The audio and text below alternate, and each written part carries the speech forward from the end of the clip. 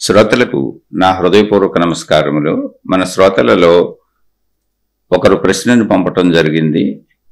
ఆ ప్రశ్న, ఆత్మనే పరమాత్మ అని చెబుతున్నారు కదా, టోటల్గా మనిషి పరమాత్మ అయితే ఈ కామక్రోధాలు, రాగద్వేషాలు, మాన అభిమానాలు ఎవరికి కలుగుతున్నాయి? కృష్ణుడు చెప్పాడు, కర్మ మాత్రమే చేయి, ఫలితము ఆశించకు, పాపపుణ్యాలు నీకు లేదు, అంతా నాకే, నాలోనే నువ్వు ఉన్నావు, సర్వం నాలోనే నడుస్తున్నది, నీవు కేవలం నా చేతిలో పనిముట్టువు మాత్రమే, నీకు ఏ కర్మలు అంటవు అని చెప్పారు కదా అంటే కృష్ణ భగవానుడు. మరి మనిషిలో కదులుతున్న ఈ ఆలోచనలు ఎవరికి కలుగుతున్నాయి? దయచేసి వివరించగలరు. ఒక గురువు గారి దగ్గర ఆత్మజ్ఞానము నేర్చుకోవటానికి అనేక మంది శిష్యులు జాయిన్ అయ్యారు. కొన్ని సంవత్సరాల నుంచి అక్కడుండి ఈ ఆధ్యాత్మిక చదువుకుంటూ ఆత్మజ్ఞాన విద్యను నేర్చుకుంటున్నారు. అది విద్య, చదువు. ఆ విషయం మర్చిపోబాకండి. అది మహిమ కాదు, మాయ కాదు, మనకు సంబంధించిన సొంత చదువు. ఆ చదువుని అందరూ చదువుకుంటున్నారు ఆ గురువు గారి దగ్గర. అయితే వీళ్ళల్లో 5 సంవత్సరాల నుంచి, 10 సంవత్సరాల నుంచి, 20 సంవత్సరాల నుంచి, 25 సంవత్సరాల నుంచి అలా ఉన్నోళ్ళు ఉన్నారు. రోజు అక్కడ ఆశ్రమంలో పనులన్నీ చేసుకొని ఎవరికి వాళ్ళ అవసరాలకు అవసరమైనటువంటి ఆశ్రమ వ్యవహారాలు, పనులు, అక్కడ అవసరమైన సరుకులు, చుట్టూ మొక్కలు పండించుకోవటం, వాళ్ళు తినే ధాన్యం వాళ్లే పండించుకోవటం, అంటే ఎవరి మీద ఆధారపడకుండా తమ జీవనం తామే గడుపుకుంటూ శ్రమపడి పని చేసుకొని అన్ని తెచ్చుకొని అక్కడ అన్ని ఏర్పాట్లు చేసుకొని తిని చక్కగా అన్ని అయినాకంటే గురువు గారు కూడా వీళ్ళతో కలిసి పని చేస్తారు. చక్కగా గురువు గారు కుటుంబం ఉంది అక్కడ. అలా ఎవరైనా ఉండొచ్చు, మళ్ళీ వాళ్ళు వద్దనుకుంటే వెళ్ళిపోవచ్చు. అలా ఉంటున్నారు. అలా అన్నీ చేస్తూ ఉండాలి అక్కడ. ఎవరో మళ్ళీ భిక్షాటనకి వెళ్ళి ఎవరినో అడిగి తీసుకోవటం, కష్టపడకుండా కూర్చోవటం అయ్యేం లేదు అక్కడ. ఎవరు కష్టం వాళ్ళు పడాలి, ఎవరు కష్టపడాలి తినాలి, అక్కడ రూల్ లేదు. అలా చేస్తూ సంవత్సరాల నుంచి మళ్ళీ ఖాళీ ఉన్న సమయంలో కొంత టైం కేటాయిస్తారు. ఉదయం 8ంటికి లేవాలి, ఇదిగో ఇవి చేయాలి, ఇలా చేయాలి అని పనులకి ఈ విద్య, ఆత్మ విద్య, ఆధ్యాత్మిక విద్య నేర్చుకోవడానికి టైం ఉంది. ఆ గురువు గారు నేర్పుతూ ఉంటారు. తర్వాత సాధనలు చేసుకోవాలి. అంటే గురువు గారి బోధనలు అయిన తర్వాత ఎవరిలోకి వాళ్ళు వెళ్ళి ధ్యానము, తపస్సు అనేటువంటి ప్రక్రియలు చేసుకోవాలి. ఈ గురువు గారు చెప్పిన విధంగా చేసుకోవాలి. అలా నడుస్తుంది అక్కడ. ఇష్టపడి సంవత్సరాల నుంచి ఉన్న వాళ్ళు కూడా ఉన్నారు. అలా అనేక మంది వస్తూ ఉంటారు, నేర్చుకుంటూ ఉంటారు, కొంతకాలం ఉంటారు, వెళుతూ ఉంటారు, మళ్ళీ వస్తూ ఉంటారు. ఇలా జరుగుతూ ఉంటుంది. అక్కడ అనేక మంది శిష్యులు ఎప్పుడు ఉంటారు. ఒకసారి ఆ ఊరిలోనే, అంటే ఊరికి దూరంగా ఆశ్రమం ఉంటుంది, ఆ ఊరిలోనే ఉన్నటువంటి ఒక వ్యక్తి అసలు ఇదంతా ఏంటి, ఇక్కడికి బోల్డ్ మంది వస్తున్నారు, వెళ్తున్నారు, ఏదో గురువు గారు అంటున్నారు, నేర్చుకుంటున్నారు, రకరకాల విద్యలు ఇవన్నీ తెలుసుకుంటున్నారు, అసలు ఇదంతా ఏంటి, మనం కూడా వెళ్దాం, చూద్దాం ఏం చెప్తున్నారు అక్కడని వచ్చాడు. వచ్చి చూస్తే ఇది ఆత్మజ్ఞానం అయిన ఆధ్యాత్మిక విద్య, అంటే మనిషికి సంబంధించిన చదువు అన్నారు. అదేంటి మనిషికి సంబంధించిన చదువు, నాకు తెలియదేముంది, నేను మనిషినే కదా, నాకెందుకు తెలియదు అనుకున్నాడు. సరే అయినా విందామని కూర్చున్నాడు. చక్కగా ముందు లైన్లో కూర్చున్నాడు, అందరికంటే ముందు. గురువు గారు ఉపన్యాసం మొదలు పెట్టారు, వెంటా కూర్చున్నాడు, విన్నాడు. ఏం చెప్పారు గురువు గారు? మొత్తం ఆత్మ సిద్ధాంతాన్ని వివరించారు. అంటే అనేక సంవత్సరాల నుంచి సాగుతూ ఉన్నది కదా ఇది, ఆత్మ సిద్ధాంతాన్ని మళ్ళీ వివరించారు. సర్వం ఆత్మమయం జగత్తు, మొత్తం అసలు ఈ సృష్టి అంతా ఆత్మస్వరూపమే. మనలో ఉన్న ప్రాణశక్తినే ఆత్మశక్తి అంటారు. మనం శరీర భావనతో జరుగుతున్నాం. మనం ఈ శరీర భావన నుంచి మనోభావాన్ని దాటి ఆ మనస్సు ప్రాణశక్తిలో ఉన్నది. ఆ ప్రాణశక్తి భావనలోకి వెళితే మనలో ఉన్నటువంటి ప్రాణశక్తి మనకు అర్థమవుతుంది. అదే విశ్వవ్యాప్తంగా ఉన్నటువంటి ఆత్మశక్తి అని. ఆ సర్వం ఆత్మమయం జగత్తు, సృష్టి అంతా ఆత్మమయమే, ఆ శక్తిమయమే. అహం బ్రహ్మస్మి, నేనే ఆ బ్రహ్మమును అనేటువంటి భావన సాధించుకోవాలి, ఆ భావనలో బతకాలి. మనం నేను శరీరం అనుకొని బతుకుతున్నాం. ఇలా ఆత్మ సిద్ధాంత విషయాలన్నీ చెప్పుకొచ్చాడు.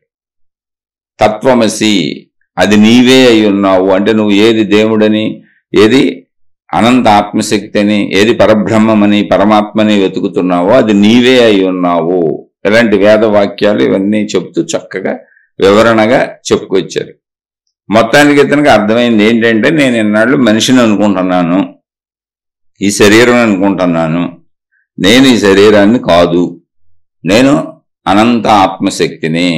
నేనే కాదు, సృష్టిలో ఉన్నాయన్నీ అంతే, చెట్టు పుట్ట చేమ కొండ గుట్ట జంతువులు అన్నీ మొత్తం సృష్టి అంతా ఆత్మమయమే. బ్రహ్మాండంగా అర్థమైంది. ఇందులో అర్థం కానిదే ఉంది, అసలు అంతా అర్థమైంది. దీనికి ఎందుకు వీళ్ళందరూ ఇన్ని సంవత్సరాల నుంచి ఇక్కడ ఉన్నారో నాకు అర్థం కావట్లేదు అనుకున్నాడు ఆయన. నాకు చక్కగా అర్థమైంది, అంతా అర్థమైంది, దీనికి ఎందుకు సంవత్సరాల నుంచి వీళ్ళందరూ ఇక్కడే ఉండి నేర్చుకోవటం, ఇదే నాకు అర్థం కావట్లేదు అనుకున్నాడు. సరే, ఏదో అర్థమైంది. అక్కడ వాళ్ళని పలకరించాడు. బ్రహ్మాండంగా చెప్పారయ్యా గురువు గారు, నేను అనంతాత్మస్వరూపుణ్ణి, అహం బ్రహ్మస్మి అనుకుంటూ ఉండాలి, మొత్తం ఇక్కడ ఉన్నదంతా బ్రహ్మమయమే ఆత్మమయమే అని ఆ ఎదుటోళ్ళకి చెప్పాడు. తత్వమసి, నువ్వు అదే అయి ఉన్నావు, నేను అదే అయి ఉన్నాను, అందరం అదే అయి ఉన్నాం. ఇదే కదా గురువు గారు చెప్పింది. మీరు ఎందుకు ఇన్ని సంవత్సరాల నుంచి ఉంటున్నారని కొంతమందిని అడిగాడు. వాళ్ళు కొద్దిగా ఆశ్చర్యపోయారు, ఏంటి మొదటి రోజు వచ్చి ఇలా మాట్లాడుతున్నాడు, ఇంత బాగా అర్థమైందా ఇతనికని. సరే, ఏదో మొత్తానికి అర్థమైంది, నేను వెళ్తున్నాను అన్నాడు. అతను అక్కడ పర్మనెంట్గా ఉండే అతను కాదు. ఒకవేళ అక్కడ శిష్యులు చెప్పారు, మీరు ఉండదలిస్తే ఇక్కడికి వచ్చి ఉండొచ్చు మాలాగానే, కాకపోతే మళ్ళీ ఎవరి పోషణలు చేసుకోవాలి, మనం అందరి కష్టపడి పని చేయాలి. ఇదిగో ఇక్కడ చుట్టూ పొలం ఉంది, అదంతా పని చేసి పంటలు కాయగూరలు పండించుకొని మనమే వండుకొని మనమే తిని అప్పుడేదో గురువు గారు చెప్పేటువంటివి బోధలు విని ఎవరి సాధనలు వాళ్ళు చేసుకోవాలి అని చెప్పారు వాళ్ళు. అబ్బాయి నేను రాను, నాకు అక్కర్లేదు, ఎందుకు, నాకు చక్కగా అర్థమైంది, ఇందులో అర్థం కాకపోవడానికి ఏముంది, నేను అనంత ఆత్మస్వరూపుడిని, సృష్టి అంతా ఆత్మస్వరూపమే, సృష్టిలో ఉన్నవన్నీ ఆత్మస్వరూపమే. ఆత్మ అనేది అనంత శక్తి, విశ్వశక్తి, సృష్టి శక్తి. ఆ శక్తిని నేనే, దాన్నే బ్రహ్మము అన్నారు, ఆత్మ అన్నారు. ఇంకా ఇందులో నేర్చుకోవడానికి రోజు రావటం ఎందుకు, మీరు ఇన్ని సంవత్సరాల నుంచి ఎందుకున్నారు, నాకు అసలు అర్థం కావట్లేదు అనుకుంటా. సరే, నేను వెళ్తున్నాను, ఇంటికి వెళ్ళిపోతున్నాను, నాకు అర్థమైందని వెళ్ళిపోయాడు. అతను ఆ ఊరు వాడే, ఆశ్రమం ఊరికి చివర ఉంటుంది. అలా ఆశ్రమం నుంచి ఊరికి నడుచుకుంటూ వెళ్తుంటే దారిలో అతనికి విద్య నేర్పినటువంటి గురువులు ఆ ఊరు వాడే కదా, కొంచెం పెద్దవాళ్ళు, వాళ్ళు కనపడుతున్నారు. ఇంతకుముందు వాళ్ళు కనపడినప్పుడు నమస్కరించి గౌరవంగా మాట్లాడేవాడు. ఇప్పుడు ఆయనకి ఏమర్థమైందంటే, అందరూ ఆత్మ అయినప్పుడు గురువు గారు ఏంటి, ఈయనకి నమస్కారం ఏంటి అనే భావన వచ్చింది. నమస్కరించరా. అయితే వాళ్ళు మామూలుగా ఎప్పుడు పలకరిస్తాడు మంచోడు అనే ఉద్దేశంతో, ఎర్ర నాయన బాగున్నావా అన్నారు. వచ్చే గురువు గారు, ఈయనకి విద్య నేర్పిన గురువు గారు, ఈయన పెద్దోడు అయిపోయాడు. రోజు నమస్కరిస్తాడు, పాపం ఆయన చక్కగా పలకరిస్తాడు, ఇతను మంచోడే. కానీ ఇప్పుడు ఆత్మ సిద్ధాంతం అర్థమైనాక అందరూ ఒకటే అన్న భావన వచ్చింది. నువ్వు గురువు ఏంటి, నేను శిష్యుడేంటి, నువ్వు నేర్పింది ఏంటి, నేను నేర్చుకునేది ఏంటి, సమస్తము ఒకటే, నీకు నాకు తేడా ఏమి లేదు. అహం బ్రహ్మస్మి, నువ్వు కూడా బ్రహ్మస్మి. అప్పుడు నువ్వు గురువేంటి, నేను శిష్యుడేంటి, నిన్ను గౌరవించేదేంటి, ఏం గౌరవాలు లేవని, ఎరా బాగున్నావా అని గురువు గారు అడిగితే బాగున్నాను రా అన్నాడు. గురువుగారు బుర్ర పాడైపోయింది, పొరపాటు అన్నానని నేను. మరి రాని అన్నాడు. ఏమో వీడికి ఏమైంది వాళ్ళు అనుకుని గురువుగారు మెదలకుండా వెళ్ళిపోయారు. అలా పెద్దవాళ్ళు ఎవరైనా వచ్చి పలకరిస్తుంటే వాళ్ళని అగౌరవంగా మాట్లాడుతున్నాడు, ఏకవచనంతో సంబోధిస్తున్నాడు. ఇంతకుముందు అలా ఉండేవాడు కాదు, చక్కగా ఉండేవాడు, పెద్దల పట్ల గౌరవం వినయం అన్నీ ఉండేవి. అయితే ఇప్పుడు నేను జ్ఞాన సంపన్నుడిని అయిపోయాను, అనంత ఆత్మశక్తి స్వరూపం నాకు అర్థమైందని ఉన్న గౌరవాలు పోయినాయి. ఎందుకంటే భేదం లేదనే భావం వచ్చింది. వచ్చి ఇప్పుడు ఎవరిని మనం ఏం గౌరవించక్కర్లేదు, అందరూ సమానమే, ఏముంది అందులో. ఇష్టరాజ్యంగా మాట్లాడుతున్నాడు. పెద్దవాళ్ళు ఎవరు ఎదురు వచ్చినా అందరూ ఊరు వాళ్ళు ఏదో ఒకటి పలకరిస్తున్నారు, పలకరిస్తుంటే ఏదో ఒకటి అంటున్నాడు అన్న. అది అగౌరవంగానే ఉన్నాయి ఆ మాటలు. ఇది ఎక్కడి నుంచి వచ్చిందంటే ఆత్మజ్ఞానము ఒక్కసారిగా ఒక్క ఉపన్యాసంతో అర్థమైపోయింది. అలా వచ్చిన జ్ఞానం ఇది. సరే, అలా వెళుతున్నాడు. అది పూర్వకాలం అలా నడుచుకుంటూ వెళ్తున్నాడు, రాజుల కాలం అది.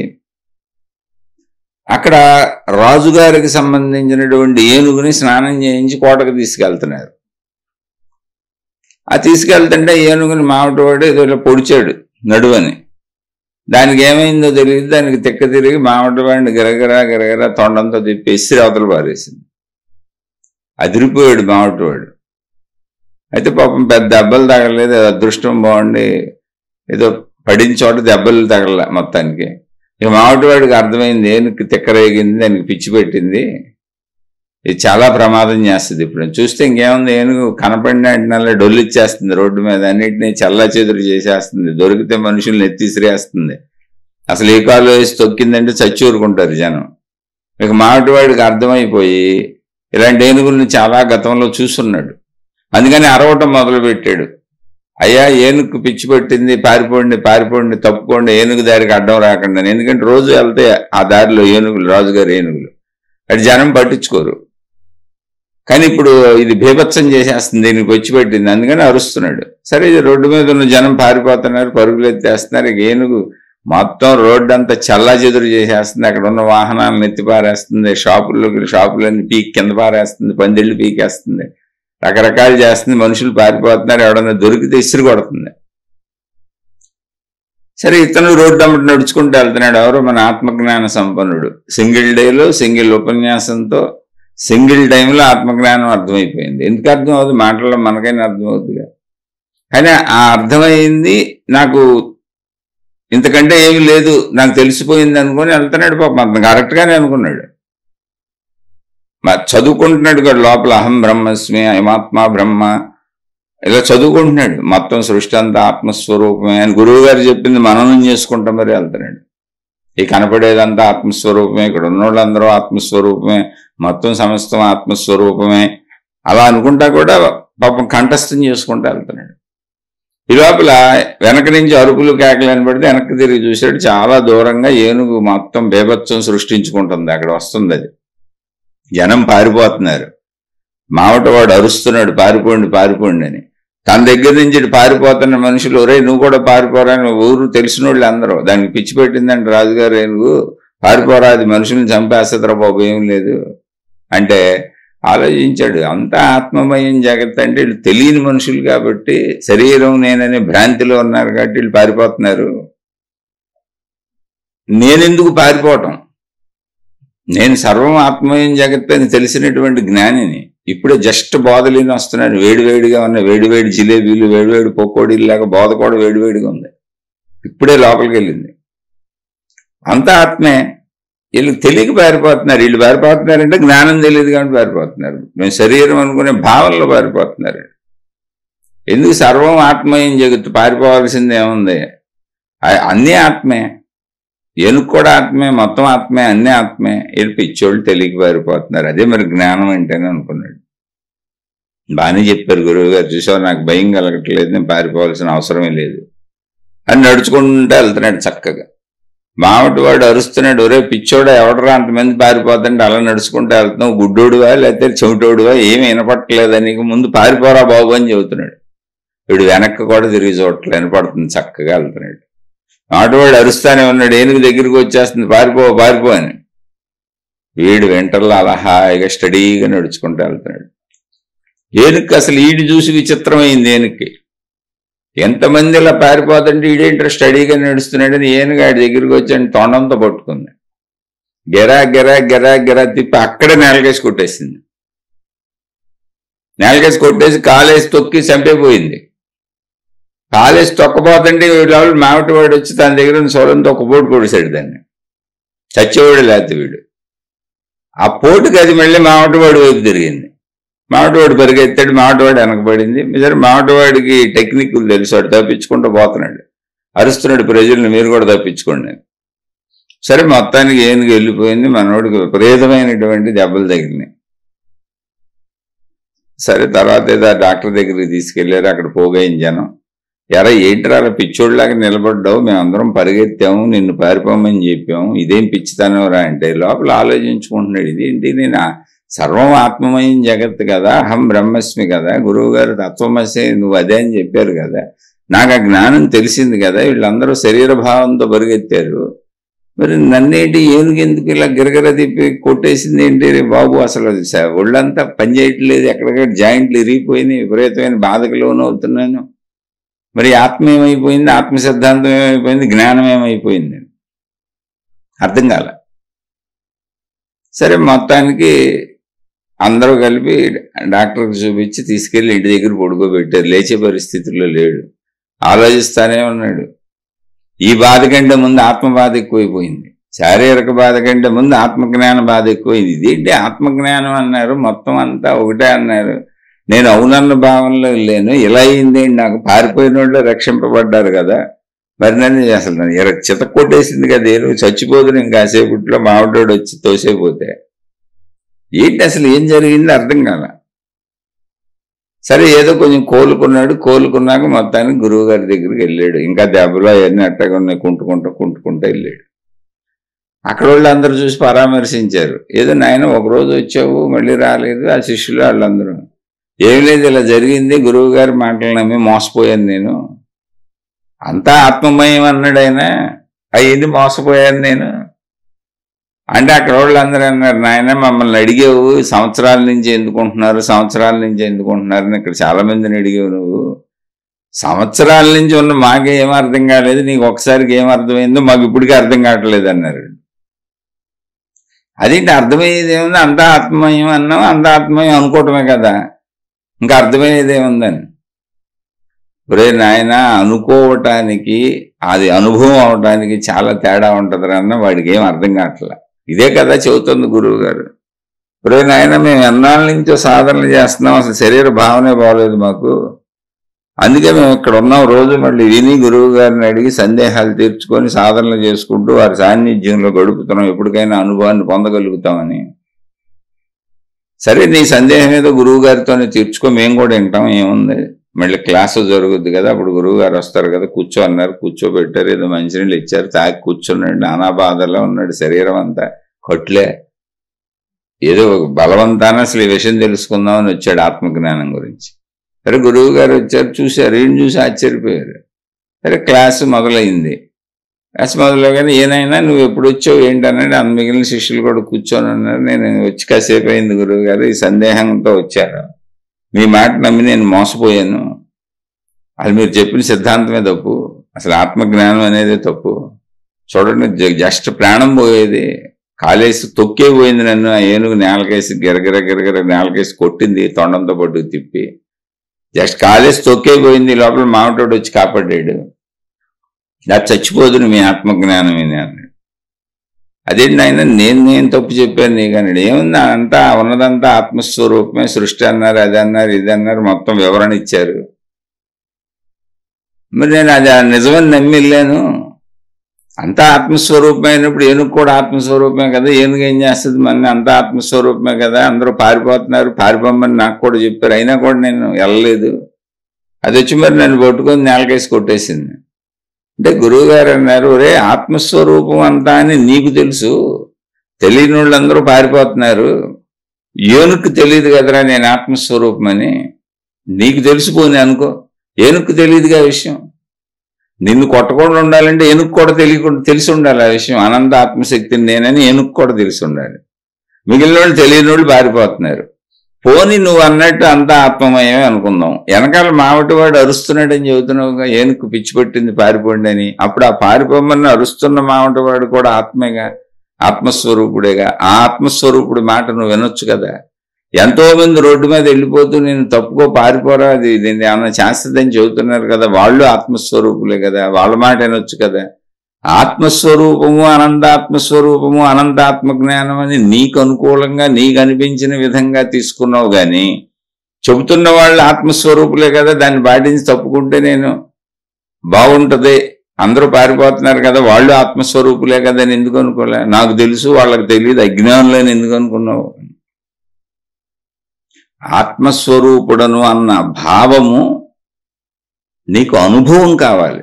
ఎలా అంటే ఇప్పుడు ఏనుగు నేను నేలకేసి కొడితే ఇప్పుడు ఈ నొప్పులు తెలుస్తున్నాయి, నీకు అనుభవంగా తెలుస్తున్నాయిగా, శరీరం నేనైనా అనుభవంగా తెలుస్తుందిగా, అలా నీకు ఒక అనుభవం, భావరూప అనుభవం అవుతుంది. అందుకే వీళ్ళందరూ ఇన్ని సంవత్సరాల నుంచి ఉన్నారు, సాధన చేసుకుంటున్నారు. ఇక్కడ అందరూ సాధన చేయాల్సిందే, అలానే ఎవరు పొట్టకాళ్ళు పోషించుకోవాల్సింది. ఇదిగో ఇక చుట్టూ పనులు చేస్తారు, మళ్ళీ సాధనల బద్ధకంతో ఎవరినో భిక్ష అడిగి ఎవరో డబ్బులు తీసుకొని ఎవరి దగ్గర అన్ని తినేసి తాగేసి కూర్చొని సాధన చేయటం కాదు. నీ బతుకు నువ్వు బతుకుతూ, నీ జీవితం నువ్వు జీవిస్తూ, నువ్వు విషయాన్ని తెలుసుకొని ఆ అనంత ఆత్మ భావనని, అది హృదయంలో కలిగే భావన, ఆ భావన తెలుసుకోవాలి.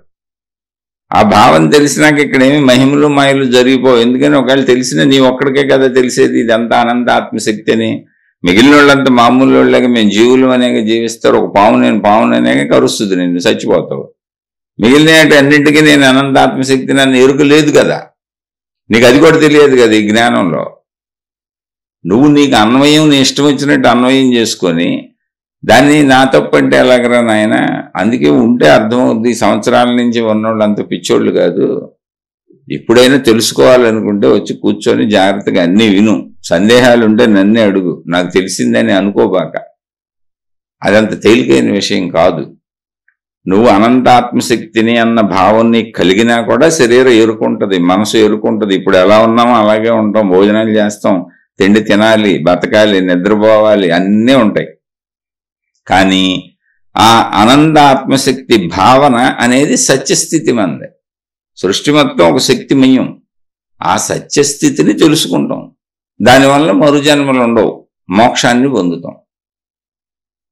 ఆ మోక్షాన్ని పొందే వరకు, శరీరంలో ఉన్నంత వరకు శరీర భావాలు తెలుస్తూ ఉంటాయి.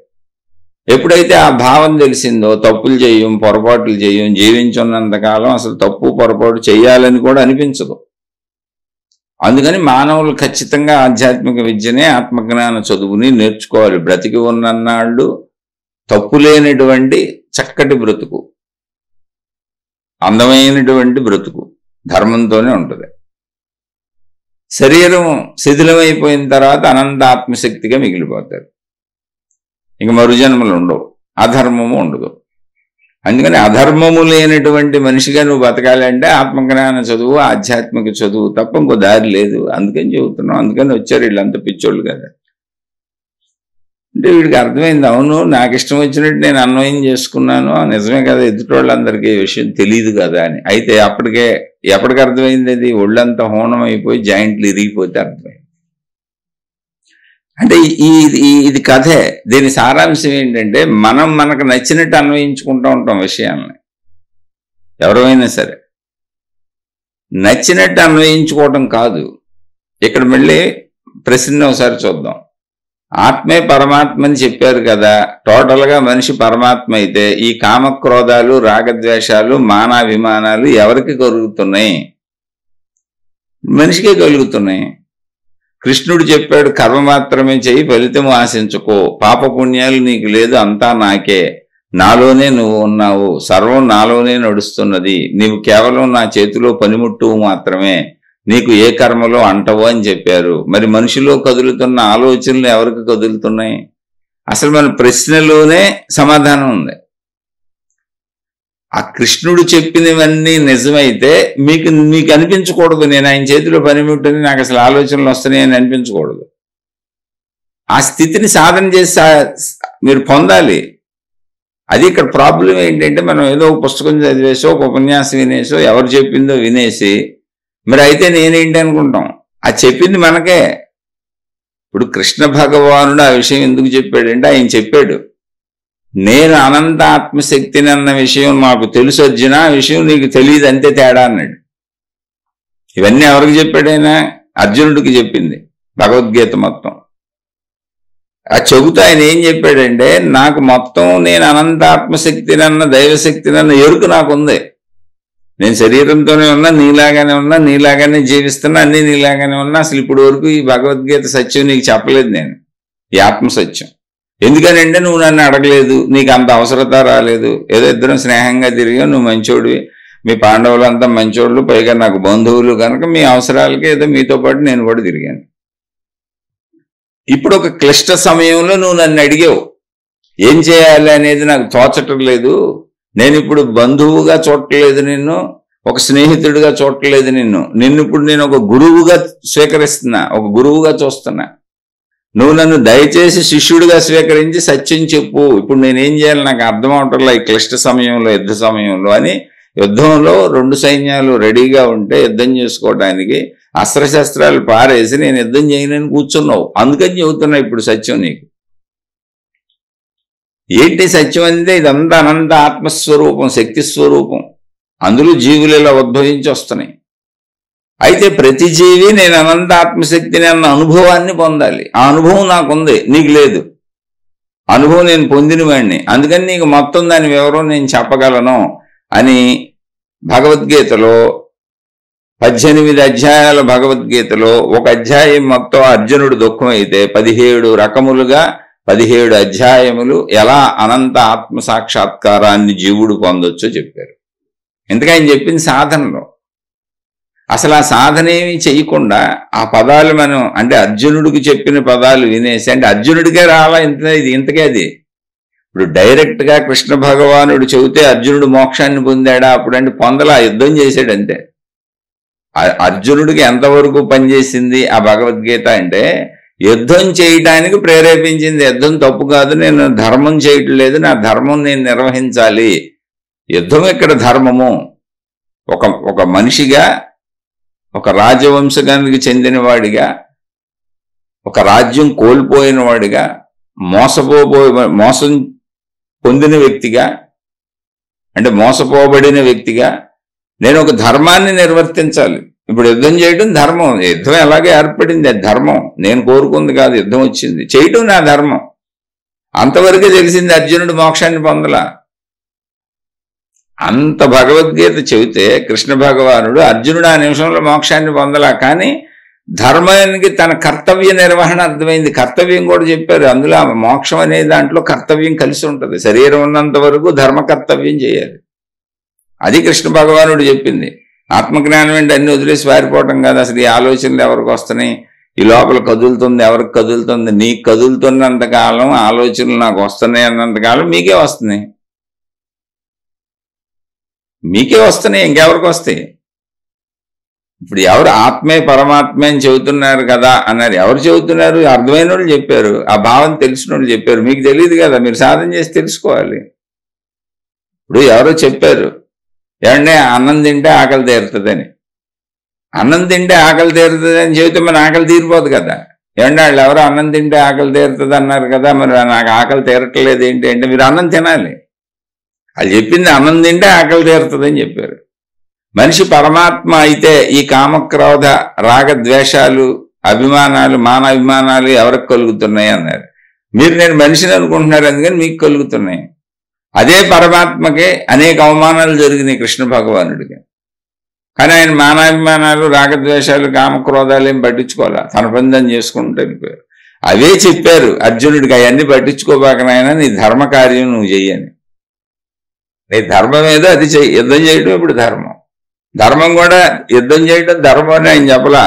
భగవద్గీత మొత్తం బోధించి ఆత్మజ్ఞానం బోధించి మళ్ళీ ఆత్మజ్ఞానం చెబుతూ ధర్మాలు చెప్పి ధర్మ నిర్వహణ శరీరం ఉన్నంత వరకు చేస్తూ ఆత్మజ్ఞానానికి సాగాలని చెప్పి అన్నీ అయిపోయాక ఇప్పుడు నువ్వు నిర్ణయించుకో ధర్మం ఏంటో అని చెప్పారు. అప్పుడు యుద్ధం చేయడమే ధర్మం అన్నాడు అర్జునుడు. అంటే ఏంటిది? అక్కడ భావాన్ని పొందాలి. కృష్ణుడు చెప్పాడు, కర్మ మాత్రమే చేయి, ఫలితం ఆశించుకో, పాపపుణ్యాలు నీకు లేదు, అంతా నాకే, నాలోనే నువ్వు ఉన్నావు. మీకుందా నేను కృష్ణుడిలోనే ఉన్నానన్న భావన ఉంటే అసలు మీకు దుఃఖం ఉండదు, బాధ ఉండదు, కష్టం ఉండదు, ఇబ్బంది ఉండదు, నొప్పి ఉండదు, ఏమి ఉండవు. కానివ్వండి, కష్టం వస్తే అది కృష్ణుడు ఇచ్చిందే, ఆనందం వస్తే అది కృష్ణుడు ఇచ్చిందే, దుఃఖం వస్తే అది కృష్ణుడు ఇచ్చిందే, పుట్టుకులు కృష్ణుడు ఇచ్చినాయి, మరణాలు కృష్ణుడు ఇచ్చినాయి. అలా అనుకోగలిగితే ఉండండి. అలా అప్పుడు అసలు ఈ సందేహం రాదుగా, ఈ ప్రశ్న అయ్యింగా. అది రాలా, నాకైతే రాలా, మానవాళికి ఎవరికే రాలా, అందరికీ తెలుసు. అందరికీ గ్రంథాలు తెలుసు.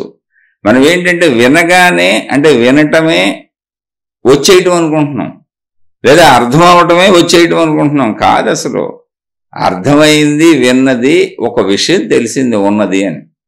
ఆ స్థితిని ఇప్పుడు ఈ శరీరంతో పొందాలి. నేను అనంత ఆత్మశక్తిని అనేటువంటి విశాలమైన అనంత ఆత్మశక్తి భావన, శక్తి భావనని ఈ శరీరంలో ఉండగా అనుభూతి చెందాలి, అనుభవం చెందాలి, పొందాలి. దాన్ని మోక్షం అంటారు. దానికి జన్మలు ఎత్తినా కుదరట్లే చాలా మందికి. అనేక జన్మల నుంచి ఆ సాధనలు చేసుకుంటూ వెళ్తున్న వారు ఉంటారు. కొన్ని జన్మలు తెలియదు అనుకోండి మనకి, ఎవరు ఎన్ని జన్మలు ఎత్తారో. సంవత్సరాల పర్యంతం అందులో సాగుతున్న వాళ్ళు ఉన్నారు. ఎవరో ఎందుకు, నేనే 35 ఏళ్ళ నుంచి ఇందులో సాగుతున్నా. నాకేమీ అర్థం కాలేదు, 4 ముక్కలు చెప్పడమే వచ్చింది. మరి ఎందుకయ్యా అర్థం కానివాడు చెబుతున్నావు, నువ్వు అది పొందలేదా అంటే, ఇలా చెబుతూ, ఇలా వింటూ, అలా చదువుకుంటూ, అందులో ఉన్న సందేహాలు తీర్చుకుంటూ, అలా సాధన చేసుకుంటూ జీవిత పర్యంతము చేస్తూ ఉండవలసిందే. మళ్ళీ అలానే జీవితం ఉంది, కుటుంబం ఉంది, భార్యాపిల్లలు ఉన్నారు, అవన్నీ చూసుకోవాలి. అదేగా కృష్ణ భగవానుడు అర్జునుడికి చెప్పింది, ఇప్పుడు యుద్ధం చేయడం కర్తవ్యం అని.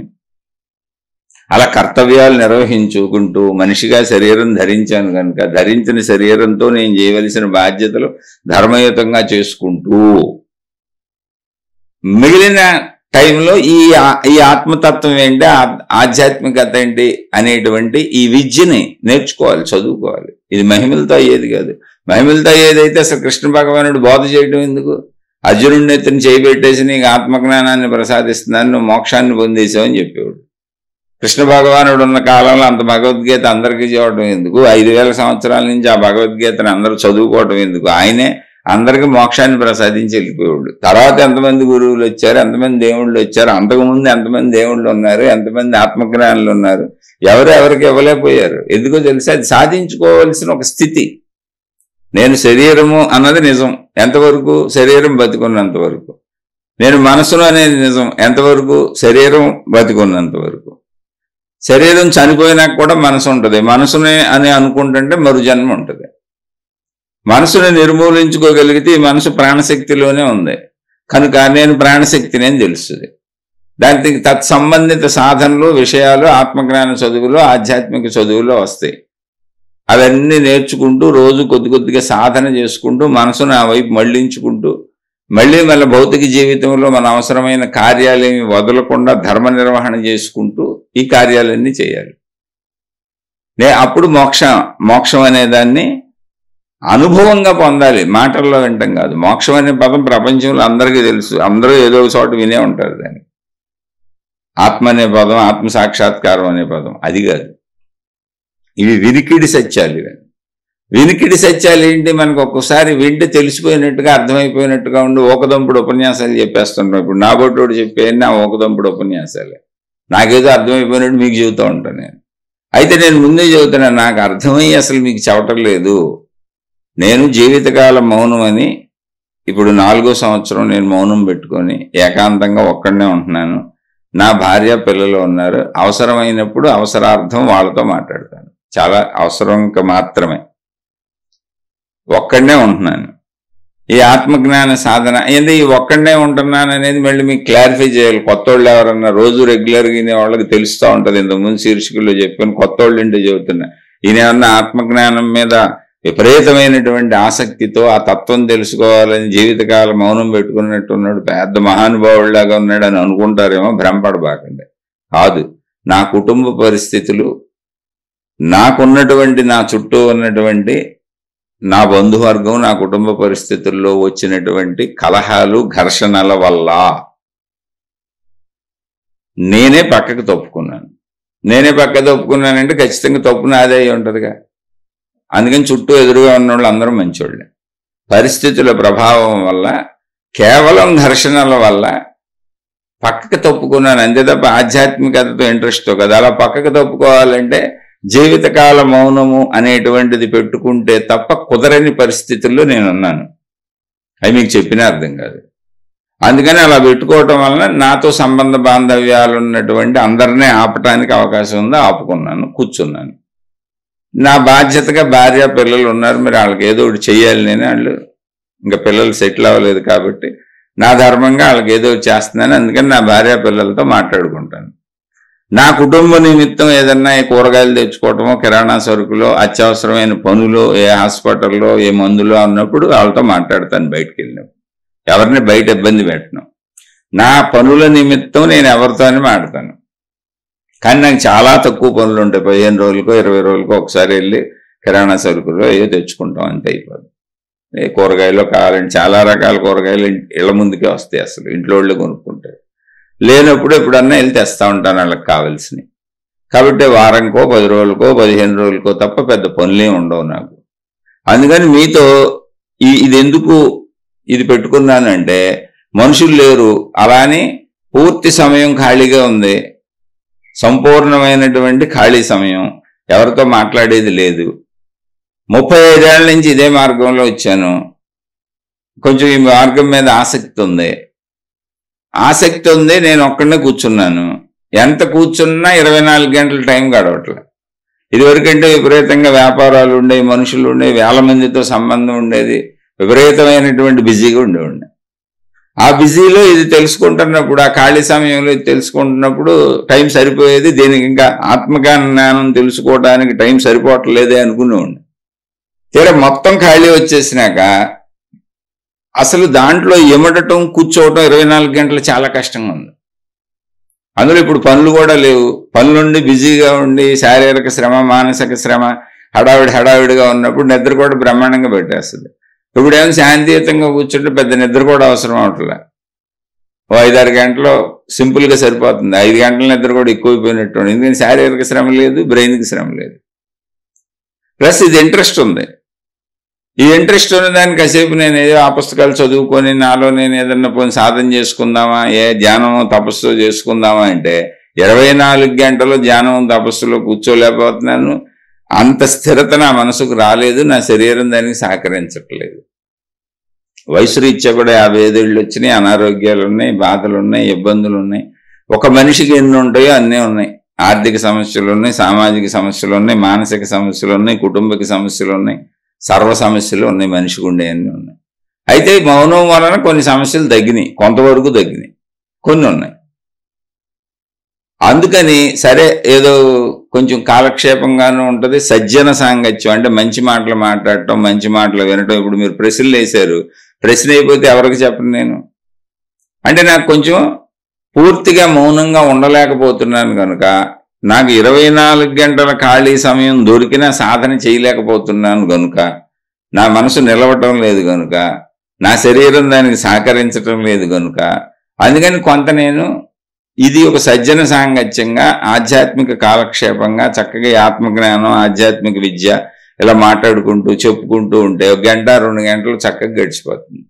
ఒక శీర్షిక పెట్టాలనుకోండి, నేను 1 గంట శీర్షిక పెట్టాను అనుకోండి, గంట శీర్షికకి నేను చెప్పింది గంట చెప్పాలి. ఆ గంట చెప్పిన దాన్ని మళ్ళీ సరి చేసుకోవాలి, అందులో ఎడిటింగ్ చేసుకోవాలి. ఆ ఎడిటింగ్కి మళ్ళీ 1 గంట పడుతుంది. దాన్ని అంతా మళ్ళీ ఎడిటింగ్ చేసి మొత్తం చేసి అప్లోడ్ చేయడానికి 3-4 గంటల పైన పడుతుంది. ఒక శీర్షికి 4 గంటలు ఈజీగా పడుతుంది. అలా చక్కగా టైం గడిచిపోతుంది. రోజు 2 శీర్షికలు పెడతాను, పొద్దునోడు సాయంత్రం ఒకటి, కుదిరితే 3వది కూడా పెట్టగలను. అయితే పాపం వినేవాళ్ళు, చదివేవాళ్ళు రోజు ఈ 2 కష్టం. అలానే ముందు మొదలు పెట్టాను, నాకు కొంచెం ఆధ్యాత్మిక కాలక్షేపం ఉంటుంది, పూర్తి ఏకాంతంగా ఉండలేకపోతున్నాను, బుర్రపాటు చేసుకోకూడదు. ఎందుకంటే పూర్తిగా డబ్బు ప్రపంచంలోంచి, మనుషుల ప్రపంచంలోంచి, విపరీతమైనటువంటి సంబంధ బాంధవ్యాలు ఉన్న ప్రపంచంలోంచి హఠాత్తుగా ఒక్క సన్నివేశంతో జీవితకాలం మౌనం అని పెట్టుకుని పక్కొచ్చాను. నేను కొద్దిగా ప్లాన్ చేసుకొచ్చినోడిని కాదు. అలా వచ్చేసినోడిని. ఇప్పుడు నాకు డబ్బు ఇబ్బందిగానే ఉంది, మిగిలిన అన్ని ఇబ్బందిగానే ఉన్నాయి. ఇంతకుముందు నాకు సాగింది అంతా రాచరికంలాగా సాగింది. ఒక చిన్న సైజు రాజుకి ఎలా సాగుద్దో అలా సాగింది.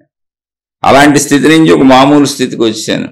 అలాంటి నాకేం ఇబ్బంది లేదు, బాధ లేదు. జస్ట్ టైం నేను అంత సాధన చేయలేకపోతున్నాను. మనుషుల్లోంచి వచ్చాక సాధన చేసుకుంటూ వచ్చినోడు కాదుగా.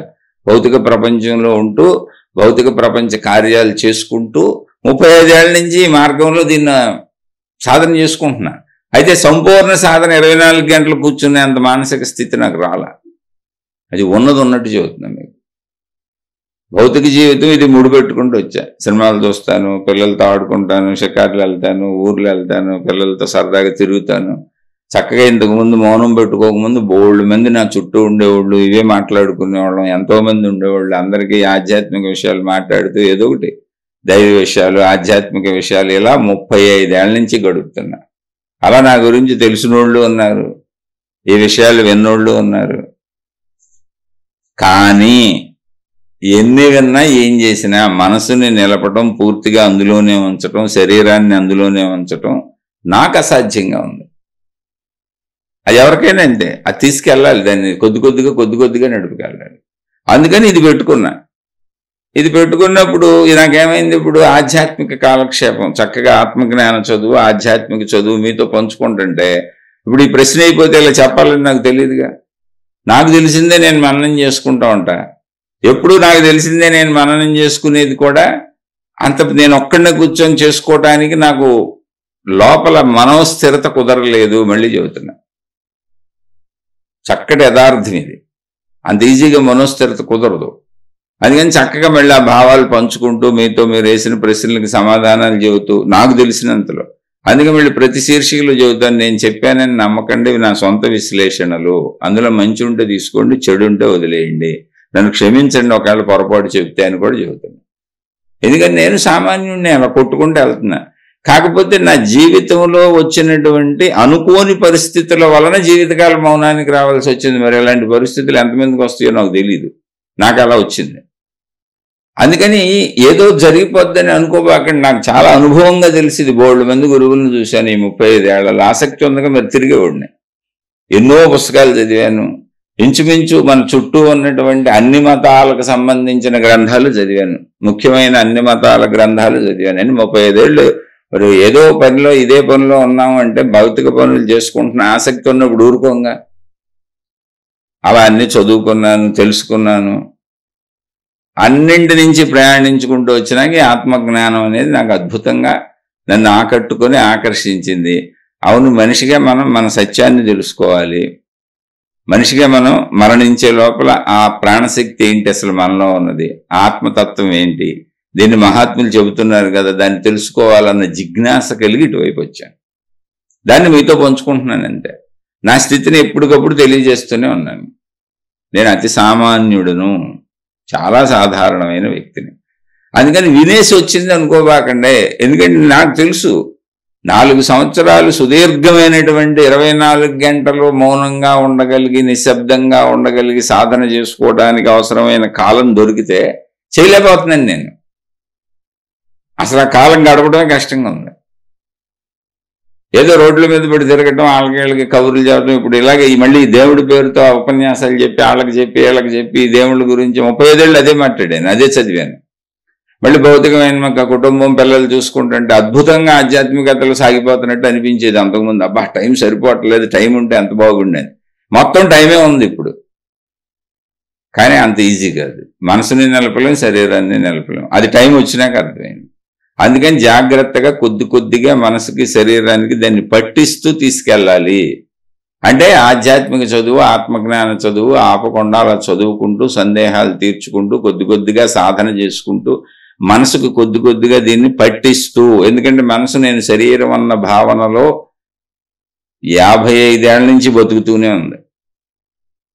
నేను అనంతాత్మని అనేటువంటి జ్ఞానాన్ని దానికి అర్థమయ్యేలా కొద్ది కొద్దిగా సాధన చేస్తూ మళ్ళీ అలానే బతకాలిగా, కుటుంబం ఉందిగా, మళ్ళీ ఈ సాధనలు చేసుకుంటూ ఈ రెండింటి సమన్వయాన్ని కలుపుకుంటూ వెళ్ళాలి. అది అంత ఈజీ విషయం కాదు. అది ఒక తపస్సు. అందుకే దాన్ని తపస్సు అన్నారు. తపస్సు అంటే తప్పించటం, దానికోసమే తప్పించటం. అదే ధ్యానము. ఫుల్ టైం చేస్తే తపస్సు, పార్ట్ టైం చేస్తే ధ్యానం. అందుకని వినగానే ఇవన్నీ ఎవరికి వస్తున్నాయి, కృష్ణుడు ఎలా చెప్పాడు కదా, వాళ్ళు ఎలా చెప్పారు కదా, నాకు చాలా మంది పంపుతారు ఇలా ప్రశ్నలు. ఒకటే గుర్తుపెట్టుకోండి, కృష్ణుడు చెప్పింది పాప ఫలితాలు నీకు అంటవో, అంతా నాలోనే ఉంది, అంతా నాకే అంటుతీ, సర్వం నాలోనే నడుస్తున్నది, నువ్వు కేవలం పనిముట్టువే అంటే, ఇప్పుడు మీరు మీ చేతిలో ఒక గరిటితో కూర వండుతున్నారు. గరిటికి వేడి తెలుస్తుందా? తెలీదు. అందుకే గరిటిని కూరలో పెట్టి తిప్పుతున్నారు పొయ్యి మీద. అన్నం వండుతున్నారు, గరిట పెట్టి అన్నం ఉడికిందో లేదో చూస్తారు. గరిటకి వేడి తెలుస్తుందా? వేడి తెలిస్తే గరిట వెళ్తుందా కూరగిన్నెలోకి? నేను వెళ్ళనని చెప్పుద్దిగా. మరి అలా మీకు కూడా తెలియకూడదు, కృష్ణుడికే తెలియాలి. మీకు తెలుస్తున్నాయిగా. నువ్వు నా చేతిలో పనిముట్టు అన్నప్పుడు మీ చేతిలో గరిటికి ఎలా తెలియటం లేదో, మీరు వాడే పనిముట్లకి ఎలా ఏమీ తెలియట్లేదో, మీ ఇష్టం వచ్చినట్టు అవి ఎలా మీరు ఎలా వాడుకున్నా అవి ఊరుకుంటున్నాయో, అలాగే మీకు ఏమీ సుఖదుఖాలు తెలియకూడదు, మీకు తెలియకూడదు నేను కృష్ణుడి చేతిలో పనిముట్టునని మీరంత తాధ్యాత్మ్యతతో లీనమైపోవాలి, కృష్ణుడిలో కలిసిపోవాలి. మీరు ఆయన చేతిలో పనిముట్టు, జస్ట్ ఆయన చేతిలో ఉన్న మురణిలాగా, ఆయన పెట్టుకున్నటువంటి నెమల పింఛంలాగా అయిపోవాలి. మీకేం తెలియకూడదు నేనన్నది. మరి అంత లీనత మీకు వచ్చినప్పుడు అది కరెక్టే. అంత లీనత వస్తే మీకు కృష్ణుడు చెప్పింది అంత కరెక్టే, మీరు అనేది అంత కరెక్ట్. కానీ మీకు అంత లీనత వచ్చిందా? ఓసారి అంటే మీరు కృష్ణుడు అన్నారు కాబట్టి కృష్ణ భగవానుడిదే చెబుతున్నా. కృష్ణ భగవానుడి గురించి వచ్చినప్పుడు కృష్ణ రాసలీల అంటారు. రాసలీల అంటే ఏంటి? గోపికలు 16,000 మంది గోపికలు, 8 మంది భార్యలు ఉన్నారు ఆయనకి. సరే, ఆ రోజుల్లో 8 మంది భార్యలు ఉండటం అనేది సబబే, అది పెద్ద విషయం ఏం కాదు. ఎందుకంటే రాజులు ఎక్కువ మంది భార్యలను చేసుకోవచ్చు. అంటే కాలాన్ని బట్టి ఉందండి, ఈ కాలంతో పోల్చుకోబాకండి, ఆ కాలాన్ని బట్టి ఉంది. కాలంలో ఇప్పుడు దశరథ మహారాజుకి 3 అధికార భార్యలు, అధికారికంగా పట్టపురాణులు 3, విడిగా మళ్ళీ 3 మంది భార్యలు ఉంటారు రాజులకి. ఆ కాలం అది, కాలంలో అంగీకారమైన ధర్మాలు అవి. అప్పుడు ఎందుకు పెట్టారో మనకు తెలియదు, మనం ఆ కాలంలో ఏమో పోల్చుకోకూడదు. ఇప్పుడు కృష్ణ భగవానుడికి గోపికలు వాళ్ళందరితో కూడా రాసలీలని పుస్తకాలు ఉంటాయి, బోళ్ళు రాస్తారు, బోళ్ళు చెప్తారు. అంటే మన ఉద్దేశంలో స్త్రీ పురుష సంబంధమే. మనకు వచ్చే భావన అదే కదా, వాళ్ళ మధ్య ఉన్నది స్త్రీ పురుష శారీరక సంబంధ భావన మనకు వస్తుంది. అని అక్కడ ఉంది, అసలు ఇది కానే కాదు. అసలు ఈ 16,000 మంది ఎవరు అంటే వీళ్ళందరూ నరకాసురుడి చెరలో బంధింపబడినటువంటి వాళ్ళు. కృష్ణ భగవానుడు యుద్ధం చేసి వాడిని చంపి ఆ చెరలో బంధింపబడినటువంటి స్త్రీలందరినీ విడిపించి వాళ్ళందరికీ కూడా సకల సౌకర్యములు, అంటే వాళ్ళు బతకడానికి అవసరమైన కొంత పొలాలు ఇచ్చి, ఇళ్లు కట్టించి, ఎందుకంటే ఆయన మహారాజు కదా, ఇప్పుడు గవర్నమెంట్లు తలుచుకుంటే ఇప్పుడేం చేస్తాయి పేదవాళ్ళకి, అలా అన్ని సౌకర్యాలు చేస్తే ఆయన్నే దేవుడిగా ఆరాధించుకున్నారు వాళ్ళు. అయితే ఆ ఆరాధనా స్థాయి ఎలా ఉంటుందో అంటే భక్తిలో కూడా మీరు మోక్షాన్ని పొందొచ్చు అనే స్థాయిని చెప్పడానికి మహాత్ములు మనకిచ్చింది లీనత. ఇప్పుడు మీరు ఇక్కడ ఆత్మస్థితి అన్నా లీనతే, అయితే రూపం లేని లీనత, శక్తిలో లీనత. అక్కడ రూపలీనత. రూపలీనత దగ్గర జాగ్రత్తగా ఉండాలి. రూపలీనత దగ్గర జాగ్రత్తగా ఉండకపోతే మీరు తప్పుదోవలకు వెళ్ళిపోయే అవకాశం ఉంది, తప్పుడు పనులు చేసే అవకాశం ఉంది. మనం ఇప్పుడే గురువులు ఇప్పుడు వాళ్ళని పట్టుకొని రూపలీనత అనుకున్నారనుకో కష్టం. మీరు రూపము ఇప్పుడు జీవించి లేనటువంటి గురువులు, జీవించి లేనటువంటి ఆకారము లేనటువంటి దేవుళ్ళతో రూపలీనత చెందండి, ప్రాబ్లం ఏం లేదు. జీవించి ఉన్న వాళ్ళతో రూపలీనత అన్నారనుకో ఏమీ లేదు, మనం వెళ్ళి శారీరక సంబంధాలు పెట్టుకుంటాం. అలా చాలా మంది, కొంతమంది గురువులు స్త్రీలను మోసం చేయడం, స్త్రీలు గురువులను ఆకర్షించడం, ఇవన్నీ తెలుసు, స్టోరీలు పేపర్లలో కూడా వచ్చినాయి. వాటిని ఇప్పుడు నేను ఎవరిని విమర్శించాల్సిన అవసరం నాకు లేదు, విషయం చెబుతున్నా. జీవించి ఉన్నటువంటి గురువులు స్త్రీలైనా పురుషులైనా, జీవించి ఉన్నటువంటి దైవావతారులుగా పిలువబడి ఒకవేళ మీరు ఎవరినైనా దేవుళ్ళని నమ్ముతుంటే వాళ్ళతో రూపలీనత పెట్టుకోబాకండి, దూరం నుంచి పూజించి ఊరుకోండి. ఎంతవరకు ఉండాలి అంతవరకు ఉండాలి. ఇప్పుడు ఇక్కడ కృష్ణుడు రూపలీనత ఏంటో చూద్దాం. సరే, అందరూ తలో మాట మాట్లాడుకుంటున్నారు, అందరూ ఎవరికాళ్ళు గోపికలందరూ కృష్ణుడు మా దగ్గర ఉన్నాడని చెబుతారు 16,000 మంది. ఇంతకీ జోక్ ఏంటంటే 16,000 మంది గోపికలు కృష్ణుడు మాతో ఉన్నాడని చెబుతారు. మేము ఎప్పుడు అనుకుంటే అప్పుడు వస్తాడు, ఆయన మాతో ఉన్నాడు, మాతో మాట్లాడతాడు, వెళ్తాడని చెబుతారు. అదే కృష్ణుడికి సంబంధించిన 8 మంది భార్యలు ఎప్పుడు అనుకుంటారు కృష్ణుడు మాతోనే ఉన్నాడని. మేము ఎప్పుడు అనుకుంటే అప్పుడు వస్తాడని. ఇది నారద, అందరూ అదే చెప్పుకుంటున్నారు. ఈ విషయం నారద మహర్షికి చెవికి కూడా సోకింది. ఇదేంటి 16,000 మంది గోపికల దగ్గర ఉండడం ఏంటి, అష్టభార్యల దగ్గర ఉండడం ఏంటి, అంతమంది దగ్గర ఎలా కుదురుతుందబ్బా అసలు, ఎప్పుడు పడితే అప్పుడు ఉండటం. పోనీ అక్కడోసారి అక్కడ ఒక రోజు ఉంటుంటే కుదరొచ్చు. అప్పుడు ఏమవుతుంది, 16,008 మంది లెక్క తీసుకుంటే రోజుకు ఒకళ్ళ దగ్గర ఉన్నారు పోనీ అనుకుంటే మళ్ళీ మొదటి వాళ్ళ దగ్గరికి వచ్చేటప్పుడు 16,008 రోజులు గడవాలి. మరి ఇదేంటి ఇలా అని నారదుడిగా అనుమానం వచ్చింది. నారదుడు ఎవరైనా జ్ఞాన సంపన్నుడు, జీవన్ముక్తుడు, కానీ దేహ భావనలో అనుమానాలు ఇలా ఉంటాయి. ఎందుకని అక్కడ దేహ భావన, అది ఆత్మభావనలో పరమాత్మ భావనలో కృష్ణుడి మీద సంఖ్యం లేదు ఆయనకి. కానీ నిజంగా కృష్ణుడు దేహభావంతో ఉన్నాడు, గోపికలు దేహంతో ఉన్నారు, అష్టభార్యలు దేహాలతో ఉన్నారుగా. అందుకని జీవన్ముక్తుడయ్యి ప్రాణభావన, ప్రాణశక్తి భావన తెలిసిన, అనంతాత్మశక్తి భావన తెలిసిన, ఆత్మే పరమాత్మని తెలిసినటువంటి నారద మహర్షికి కూడా దేహ భావనలో ఏం జరుగుతుందో అర్థం కాలే. దేహం ఉంది కదా అక్కడని, దేహాలు దాని చోట్ల ఎలా కుదురుతూ ఉండటం అని. శక్తి భావనలో అందరూ లీనమైపోవచ్చు, అందులో డౌట్ ఏం లేదు. అప్పుడు ఏకత్వమే ఉంటుంది, శక్తి భావన ఉంటుంది అక్కడ. కానీ ఇక్కడ దేహభావనలో అందరూ కృష్ణుడు వస్తున్నాడు, కృష్ణుడు కనపడుతున్నాడు, కృష్ణుడితో ఆడుకుంటున్నాం పాడుకుంటున్నాం అంటారు. ఎలా కుదురుతుంది ఇదని? సరే ఆయన ఇది అంతా డౌట్ ఎందుకు, అసలు ఆ కృష్ణుడిని అడిగితే సరిపోద్ది కదా అని వెళ్ళాడు. ఇంత అనుమానం పెట్టుకోవడం ఎందుకు? నారద మహర్షిని అందరూ అన్ని లోకాల్లో గౌరవిస్తారు. ఎందుకంటే ఒక జీవన్ముక్తుడైనటువంటి సత్పురుషుడు, నిరంతరం లోక కళ్యాణం కోరుకునేటువంటి వాడు, మేలు చేసేవాడిని వద్దనే వాళ్ళు ఎవరుంటారు?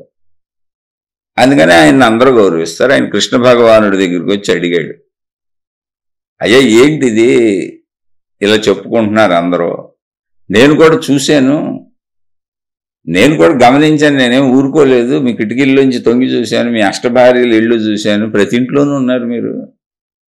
సరే ఇలా చెబుతున్నారు ఏంటని గోపికల ఇళ్ళు, అవకాశం ఉన్న ఇళ్ళన్నీ తిరిగి వచ్చాను, గోపికల ఇళ్లలోనూ ఉన్నారు మీరు, నాకు అర్థం కావట్లేదు ఏంటి అన్నాడు. అప్పుడు కృష్ణ భగవానుడు చిరునవ్వు నవ్వి, రా నీకు చూపిస్తానని ఆయన తీసుకెళ్లారు. ఇద్దరూ అలా ఆకాశంలో పైకి వెళ్ళారు. ఎవరో కృష్ణ భగవానుడు, నారదుడు. ఆకాశం నుంచి సమస్తం దర్శనమయ్యేలా చేశాడు కృష్ణ భగవానుడు. అది నారద మహర్షి కూడా సామాన్యుడేం కాదు, ఆయనకి సమస్త దర్శనం ఉంటుంది. కానీ దేహ భావనలో ఇది ఎలా సాధ్యమో ఆయనకు అర్థం కాల. శక్తి భావన ఆయనకు తెలుసు. అసలు అక్కడ కృష్ణుడు ఏమన్నా మాయ చేస్తున్నారా ఏంటనేది అర్థం కావట్లే ఆయనకి. అందుకని అడిగాడు ఆయన. ఆయనకి తెలియక కాదు, శక్తి భావనగా, అనంత ఆత్మభావనగా, పరమాత్మ భావనగా, ఆత్మశక్తి భావనగా నారద మహర్షికి సర్వము తెలుసు. దేహ భావనలో ఎలా కుదురుతుంది ఇన్ని చోట్ల ఉండటం అనేది, కృష్ణ భగవానుడు ఏమన్నా మాయ చేస్తున్నారా, అని రూపాలు ధరిస్తున్నారా, అసలు ఏం జరుగుతుందో తెలుసుకుందాం అనిపించింది ఆయనకి. అందుకని అడిగారు. ఇక్కడ చాలా క్రిస్టల్ క్లియర్గా విషయం తెలుసుకోండి. నారద మహర్షిని వెళ్ళి తక్కువ అనుకోబాక. అప్పుడు ఇద్దరు ఆకాశానికి వెళ్ళిపోయారు. కృష్ణ భగవానుడు అదిగో చూడు, నీకు అన్ని కనపడతాయి, నువ్వు కూడా మహానుభావుడివే కదా, నీకు తెలియదే ఉంది, చూడు మొత్తం దర్శనం. చక్కగా అన్ని చోట్ల అందరి ఇళ్లల్లో అన్ని కనపడుతున్నాయి. 16,000 మంది గోపికలు, అష్టభార్యలు, అన్ని చోట్ల కృష్ణుడు ఉన్నాడు. అందరితో మాట్లాడుతున్నాడు. వాళ్ళు ఏం మాట్లాడితే అది ఆడు పెట్టినవి తింటున్నాడు. ఒక చోట ఈ కబుర్లు చెప్పుకుంటున్నారు, ఒక చోట ఏ ఇంటి పనులు చేసుకుంటున్నారు, ఇంటి పనుల్లో ఆయన సహకరిస్తున్నాడు. అలా రకరకాలుగా ఉంది. అనేక రకాలుగా కృష్ణుడు ప్రతి మనిషితోనూ తనను అక్కడ ఉన్న 16,008 మందితోనూ ఉన్నాడు ఆయన. ఇక్కడ నారదుడి పక్కన కృష్ణుడు ఉన్నాడు. నారదుడు అడిగాడు, అయ్యా ఎంత సత్యం తెలిసినా, విశ్వశక్తిగా శక్తి స్వరూపులు మీరు రూపం ధరించారని తెలుసు నాకు, మొత్తం అనంతాత్మశక్తి ఇవన్నీ తెలుసు నాకు. కానీ కంటి ముందు చూస్తున్న ఈ రూపధారణలో ఇంతమంది కృష్ణుల్లో ఇప్పుడు అసలు మీరు నా పక్కన ఉన్న కృష్ణుడు నిజమైన కృష్ణుడా, అంటే రూపం ధరించి జన్మ ధరించి దేవకీ వసుదేవుల గర్భంలో పుట్టి పెరిగిన కృష్ణుడు నా పక్కన ఉన్న కృష్ణుడా, ఆ 16,008 మందిలో అసలు ఎవరి పక్కన ఉన్న కృష్ణుడు ఏంటిదంతా? అప్పుడు కృష్ణ భగవానుడు చెప్పాడు, నీ పక్కన ఉన్న కృష్ణుడు నిజ కృష్ణుడు, అంటే అవతారంగా ఈ శరీరం ధరించిన కృష్ణుడు నీ పక్కన ఉన్నాడు. నేనే దేవకీ వసుదేవుల గర్భంలో పుట్టినటువంటి శరీర రూపధారి అయిన కృష్ణుడిని నేనే. మరి వాళ్ళంతా ఎవరు అన్నాడు. వాళ్ళు భావరూప కృష్ణులు, నాకు సంబంధం లేదు అసలు. వాళ్ళు ఎంత గాఢంగా భావించి ప్రేమిస్తున్నారు నన్ను, నా మీద ఎంత భావం లీనత పెట్టుకున్నారు అంటే వాళ్ళకి ఎదురుగా నేను ఉంటున్నాను అక్కడ. సామాన్యమైన భావన కాదు అది, అది భక్తి అంటే.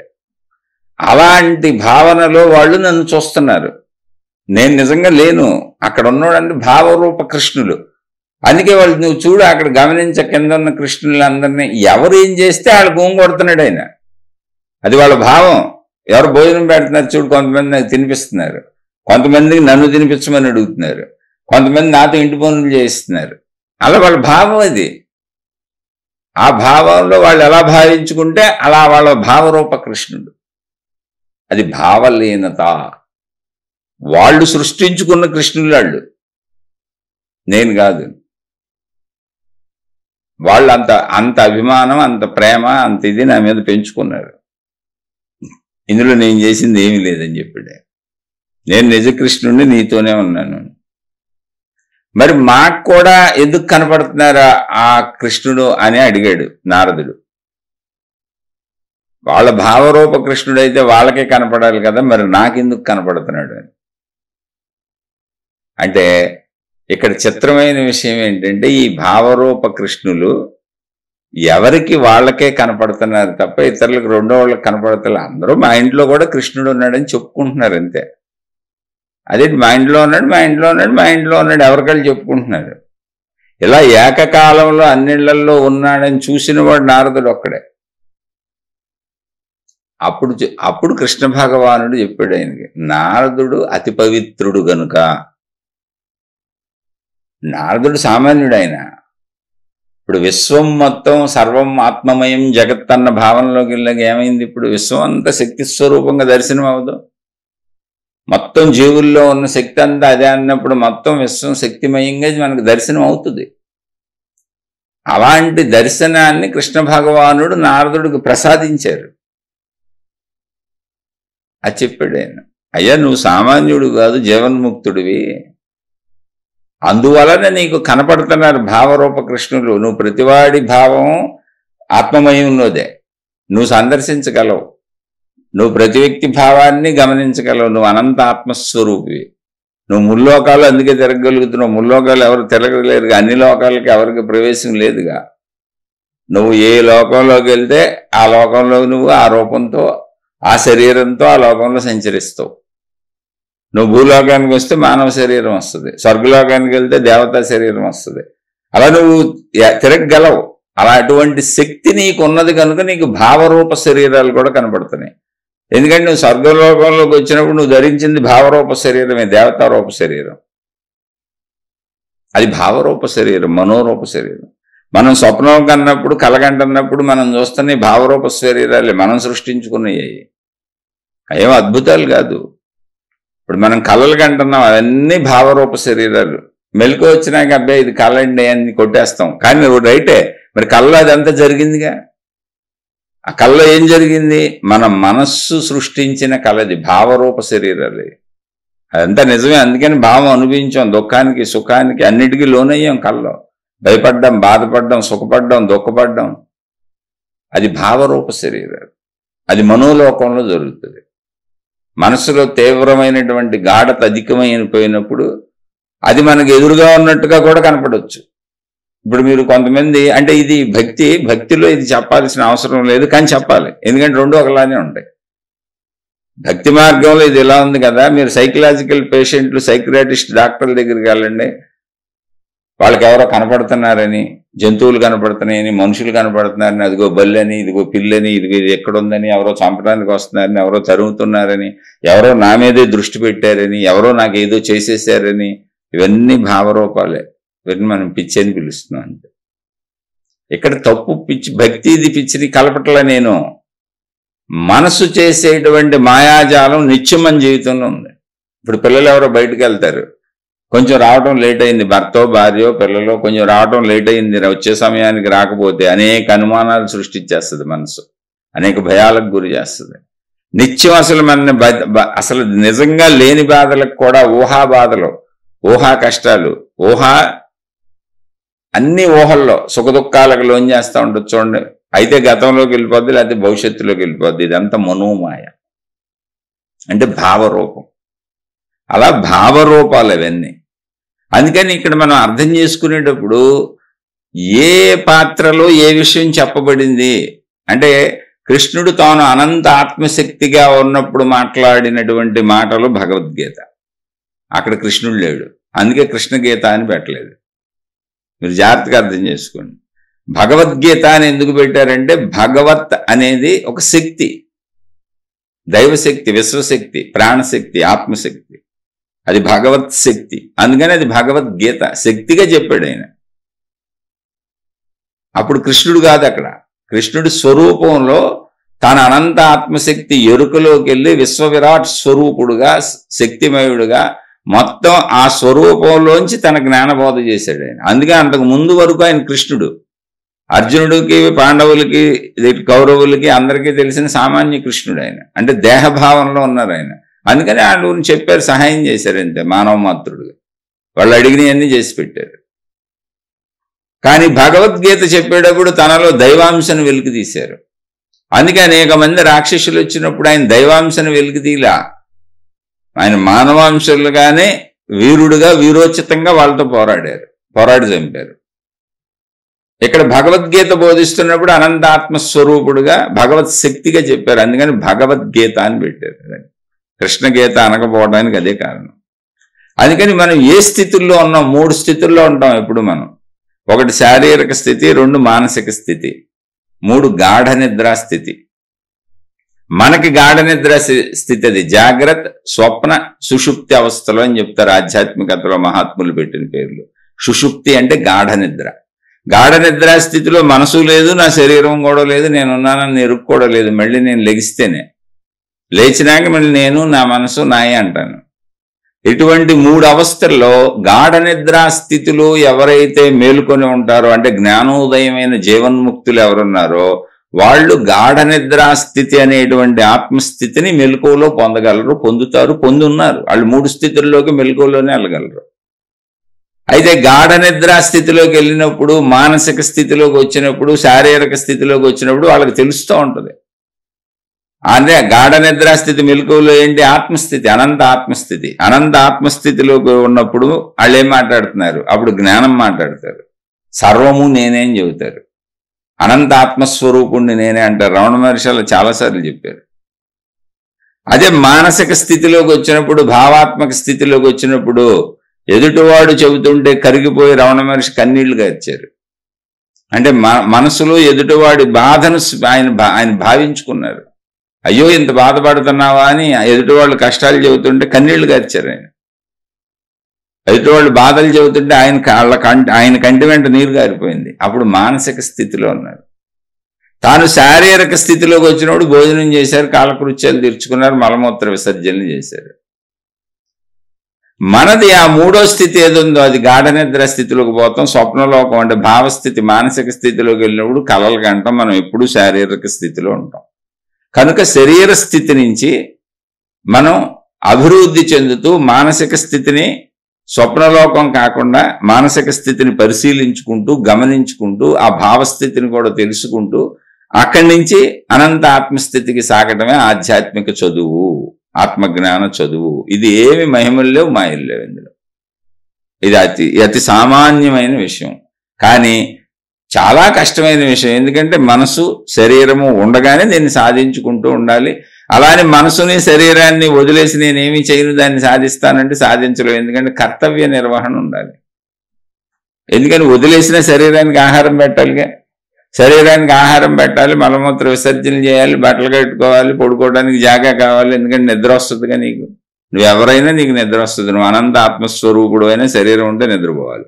అప్పుడు ఏం చేయాలి? పరుల పంచన పరుగులు పెట్టిన తిని నువ్వు వాళ్ళకి రుణపడాలి. మళ్ళీ రుణానుబంధు రూపేణ పశుపత్ని సుతాలయాం. నువ్వు ఖచ్చితంగా మళ్ళీ రుణాలు తీర్చుకోవాలి, నువ్వు ఎంతటి మహాజ్ఞానివైనా.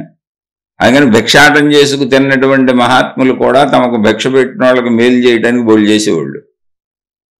అలా రకరకాలు ఉంటాయి ఇక్కడ. అందుకని దానికంటే బెటర్ ఏంటంటే సృష్టి ఏర్పాటు చేసినటువంటి సంసార జీవితంలో సాగుతూ శరీర ధర్మాలు పాటించేవాడికి తొందరగా వస్తుంది. తప్పులు చేయకుండా, నువ్వు పొరపాట్లు చేయకుండా ధర్మంగా జీవిస్తూ, అందుకు శరీరం ఇలా ఏర్పాటు చేసి సృష్టి చేసిన ఏర్పాటు ఇది. స్త్రీ పురుషులు, పుట్టుక, ఈ జనన మరణాలు, ఇవన్నీ నువ్వు ప్రయత్నించుకోవటం. అంటే ఇందులో ధర్మ ప్రవృత్తికి ఉన్నవాడికి మనస్సు అదుపు వస్తుంది, శరీరం అదుపు వస్తుంది. ఈ రెండింటి మీద అదుపు వచ్చిన వాడికి జ్ఞానం తెలుసుకునే అర్హత వస్తుంది. ఇది ఒక ప్రాసెస్. లేని వాళ్ళు జంతువుల్లాగా తప్పులు చేసుకుంటూ వెళ్తారు అంతే. ఒకవేళ నువ్వు మనసు మీద, శరీరం మీద అదుపు తెచ్చుకొని ధర్మంలో నువ్వు ఉండకపోతే, మంచిలో నువ్వు ఉండకపోతే నువ్వు జంతువే. ఎందుకంటే మనిషి కూడా జంతువుల్లో ఒక జంతువే. జంతువునాం నరజన్మ దుర్లభం. జంతువుల్లో ఒక జంతువు. సైన్స్ కూడా అదే చెప్పింది, కోతుల నుంచి మనిషి వచ్చాడని. అప్పుడు జంతువులాగానే ఉంటాం. అందుకని మళ్ళీ తిరిగి మనం జంతువుల్లోకి వెళ్ళి కూడా పుట్టొచ్చు, చెప్పలేం మన ప్రవర్తన బట్టి. లేదా మనిషిగాను పుట్టొచ్చు. అందుకని మనిషిగా పుట్టిన అవకాశాన్ని పాడు చేసుకోబాకండి. మీకు జ్ఞాన సంపద ఉంది కాబట్టి మీరు ఎదగండి అని ఆధ్యాత్మిక చదువు, ఆత్మజ్ఞాన చదువు ఎదిగినటువంటి మహాత్ములు బోధించారు. అదే అసలు అక్కడ విషయం. ఇప్పుడు మన సోదరి అడుగుతున్న దానికి మళ్ళీ ఇంకొక కథ మీకు ఉదాహరణ చెబుతాను. ఇలాగే ఒక గురువు గారి దగ్గర అనేక మంది శిష్యులు ఆత్మజ్ఞాన సాధనలు చేసుకుంటూ నేర్చుకుంటున్నారు. వాళ్ళు ఏంటంటే ఈ సాధనలు చేసుకుని నేర్చుకునే వాళ్ళందరూ రోజు ఊర్లో భిక్షాటనకి వెళ్తారు. అక్కడ వాళ్ళు పెట్టుకున్న సిస్టమ్ అది. భిక్షాటనకి వెళ్ళి ఊర్లో ఇంత భిక్ష తెచ్చుకుంటారు. తమకు ఎవరు భిక్ష ఇచ్చారో వాళ్ళు చక్కగా కలకాలం చల్లగా ఉండాలని, వాళ్లే కాదు లోకమంతా చల్లగా ఉండాలని ప్రార్థిస్తూ వాళ్ళు చేయగలిగినటువంటి హితమైన కార్యాలు ప్రజలకు చేస్తూ ఉంటారు. చక్కగా ప్రజలకి బోధలు చెబుతూ ఉంటారు, ఏమన్నా మంచి కార్యాలు చేస్తూ ఉంటారు. వాళ్ళ దగ్గరకు వచ్చినటువంటి ధనవంతులైన శిష్యుల్ని ప్రోత్సహించి ప్రజలకు ఉపయోగపడేలా సత్కార్యాలు చేయిస్తూ ఉంటారు. అలా అన్నీ జరుగుతూ ఉంటాయి. ఒక సందర్భంలో వాళ్ళ ఆశ్రమంలో ఉండేటువంటి ఒక శిష్యుడు భిక్షకి వెళ్తున్నాడు. అందరూ తల ఒకవైపు వెళ్తూ ఉంటారు. భిక్షకి వెళ్తుంటే రోడ్డు మీద గొడవ పడుతున్నారు ఇద్దరు. అక్కడ కొంచెం వాళ్ళు తాగి ఉన్నట్టు ఉన్నారు. అది ఈయనకి తెలియదు, ఈ శిష్యుడికి తెలియదు. వాళ్ళు ఏదో గొడవ పడుతుంటే అయ్యో కొట్టుకోబోతున్నారని ఒక అతను కొట్టబోతున్నాడు. కాబట్టి ఈ శిష్యుడు పరిగెత్తుకెళ్ళాడు, నాయన అలా కొట్టుకోవటం ఏంటి నాయన, ఎదుట వ్యక్తి కదా, దెబ్బలు తగులుతాయి కదా, మీకు ఇంటికాడ కుటుంబ సభ్యులు ఉంటారు, మీకు ఏదైనా ప్రమాదం జరిగితే అలానైనా అని విడదీయబోయాడు. వాళ్ళిద్దరూ కొంచెం తాగి ఉన్నారు. వాళ్ళు విడదీయడానికి మధ్యలో వచ్చినటువంటి ఈ శిష్యుడిని ఇద్దరూ కలిపి చితకొట్టేశారు. అంటే తాగి ఉన్నారు, వాళ్ళకి ఏం అర్థం కాలేదు. మమ్మల్ని అసలు వెళ్ళి విడదీయడానికి వస్తావా నువ్వు డాక్టర్ అని ఇద్దరు కలిపి ఈయన్ని కొట్టేశారు. పాపం ఆయన శ్రోధ పడిపోయాడు. ఏది దొరికితే అది పెట్టి కొట్టేశారు. అక్కడ కర్రలతో కొట్టేశారు. బాగా తాగిస్తున్నారు. ఈ లోపుగా అటు వెళ్తున్న ప్రజలు చూసి గబగబా వచ్చి తరిమితే వాళ్ళు పారిపోయారు. అప్పటికే ఈయనకి వచ్చే శిష్యుడికి చాలా దెబ్బలు తగిలి శ్రోధ పడిపోయాడు. ఈ విషయాన్ని ఆశ్రమానికి కబురు చేసి చెప్పారు. గబగబా ఆశ్రమ వాసులు, ఆ గురువు గారు తోటి సహోదరులు వచ్చి ఇతన్ని పట్టుకెళ్ళి హాస్పిటల్లో జాయిన్ చేశారు. సరే కాసేపుడికి ఏదో కోలుకున్నాడు పాపం. మరీ ప్రమాదకరమైన దెబ్బలేం కాదు, మనుషులు కొట్టినాయి కదా, కొంచెం బాగా తగిలిన. అందులో సాధువు కదా, వాళ్ళకి పాపం అసలు ఈ దెబ్బలు ఎందుకు తింటారు వాళ్ళు, ఇటువంటి అలవాటు లేదు. గురువు గారు అడిగారు, నాయన నువ్వెందుకు వెళ్ళావు మధ్యలోకి, ఏంటి ఇదంతా అని. కొట్టుకుంటుంటే వెళ్ళాను గురువు గారు. పోన్లే మంచి పని చేసావు, మన ధర్మం విడదీయటమేను, ఎవరిని కొట్టుకునేలా చేయకూడదు, పోన్లే. ఇప్పుడు నీకేమనిపిస్తుంది అని అడిగారు గురువు గారు. అంటే ఈ లోపల ఆ పక్కన ఈయనకేదో మందులు గిందులు ఇచ్చి ఇంజక్షన్లు చేస్తున్నారు. ఒక పక్కన ఇంజక్షన్ అవి చేశారు, ఏ మందులు ఇచ్చారు వేసుకోమని. ఆ పక్కన ఉన్న ఒక శిష్యుడు ట్యాబ్లెట్ తీసి ఇచ్చి ట్యాబ్లెట్ వేసుకోమని మంచినీళ్ళు ఇచ్చి, తర్వాత ఇదిగో కొంచెం పాలు తాగు, నువ్వేం తినలేదు పొద్దున్న నుంచి అని పాల గ్లాస్ ఇచ్చాడు. శిష్యుడు కూర్చొని పాలు తాగుతున్నాడు. గురువు గారు అడిగారు, నాయన మొత్తం జరిగింది నీకేమనిపిస్తుంది అని.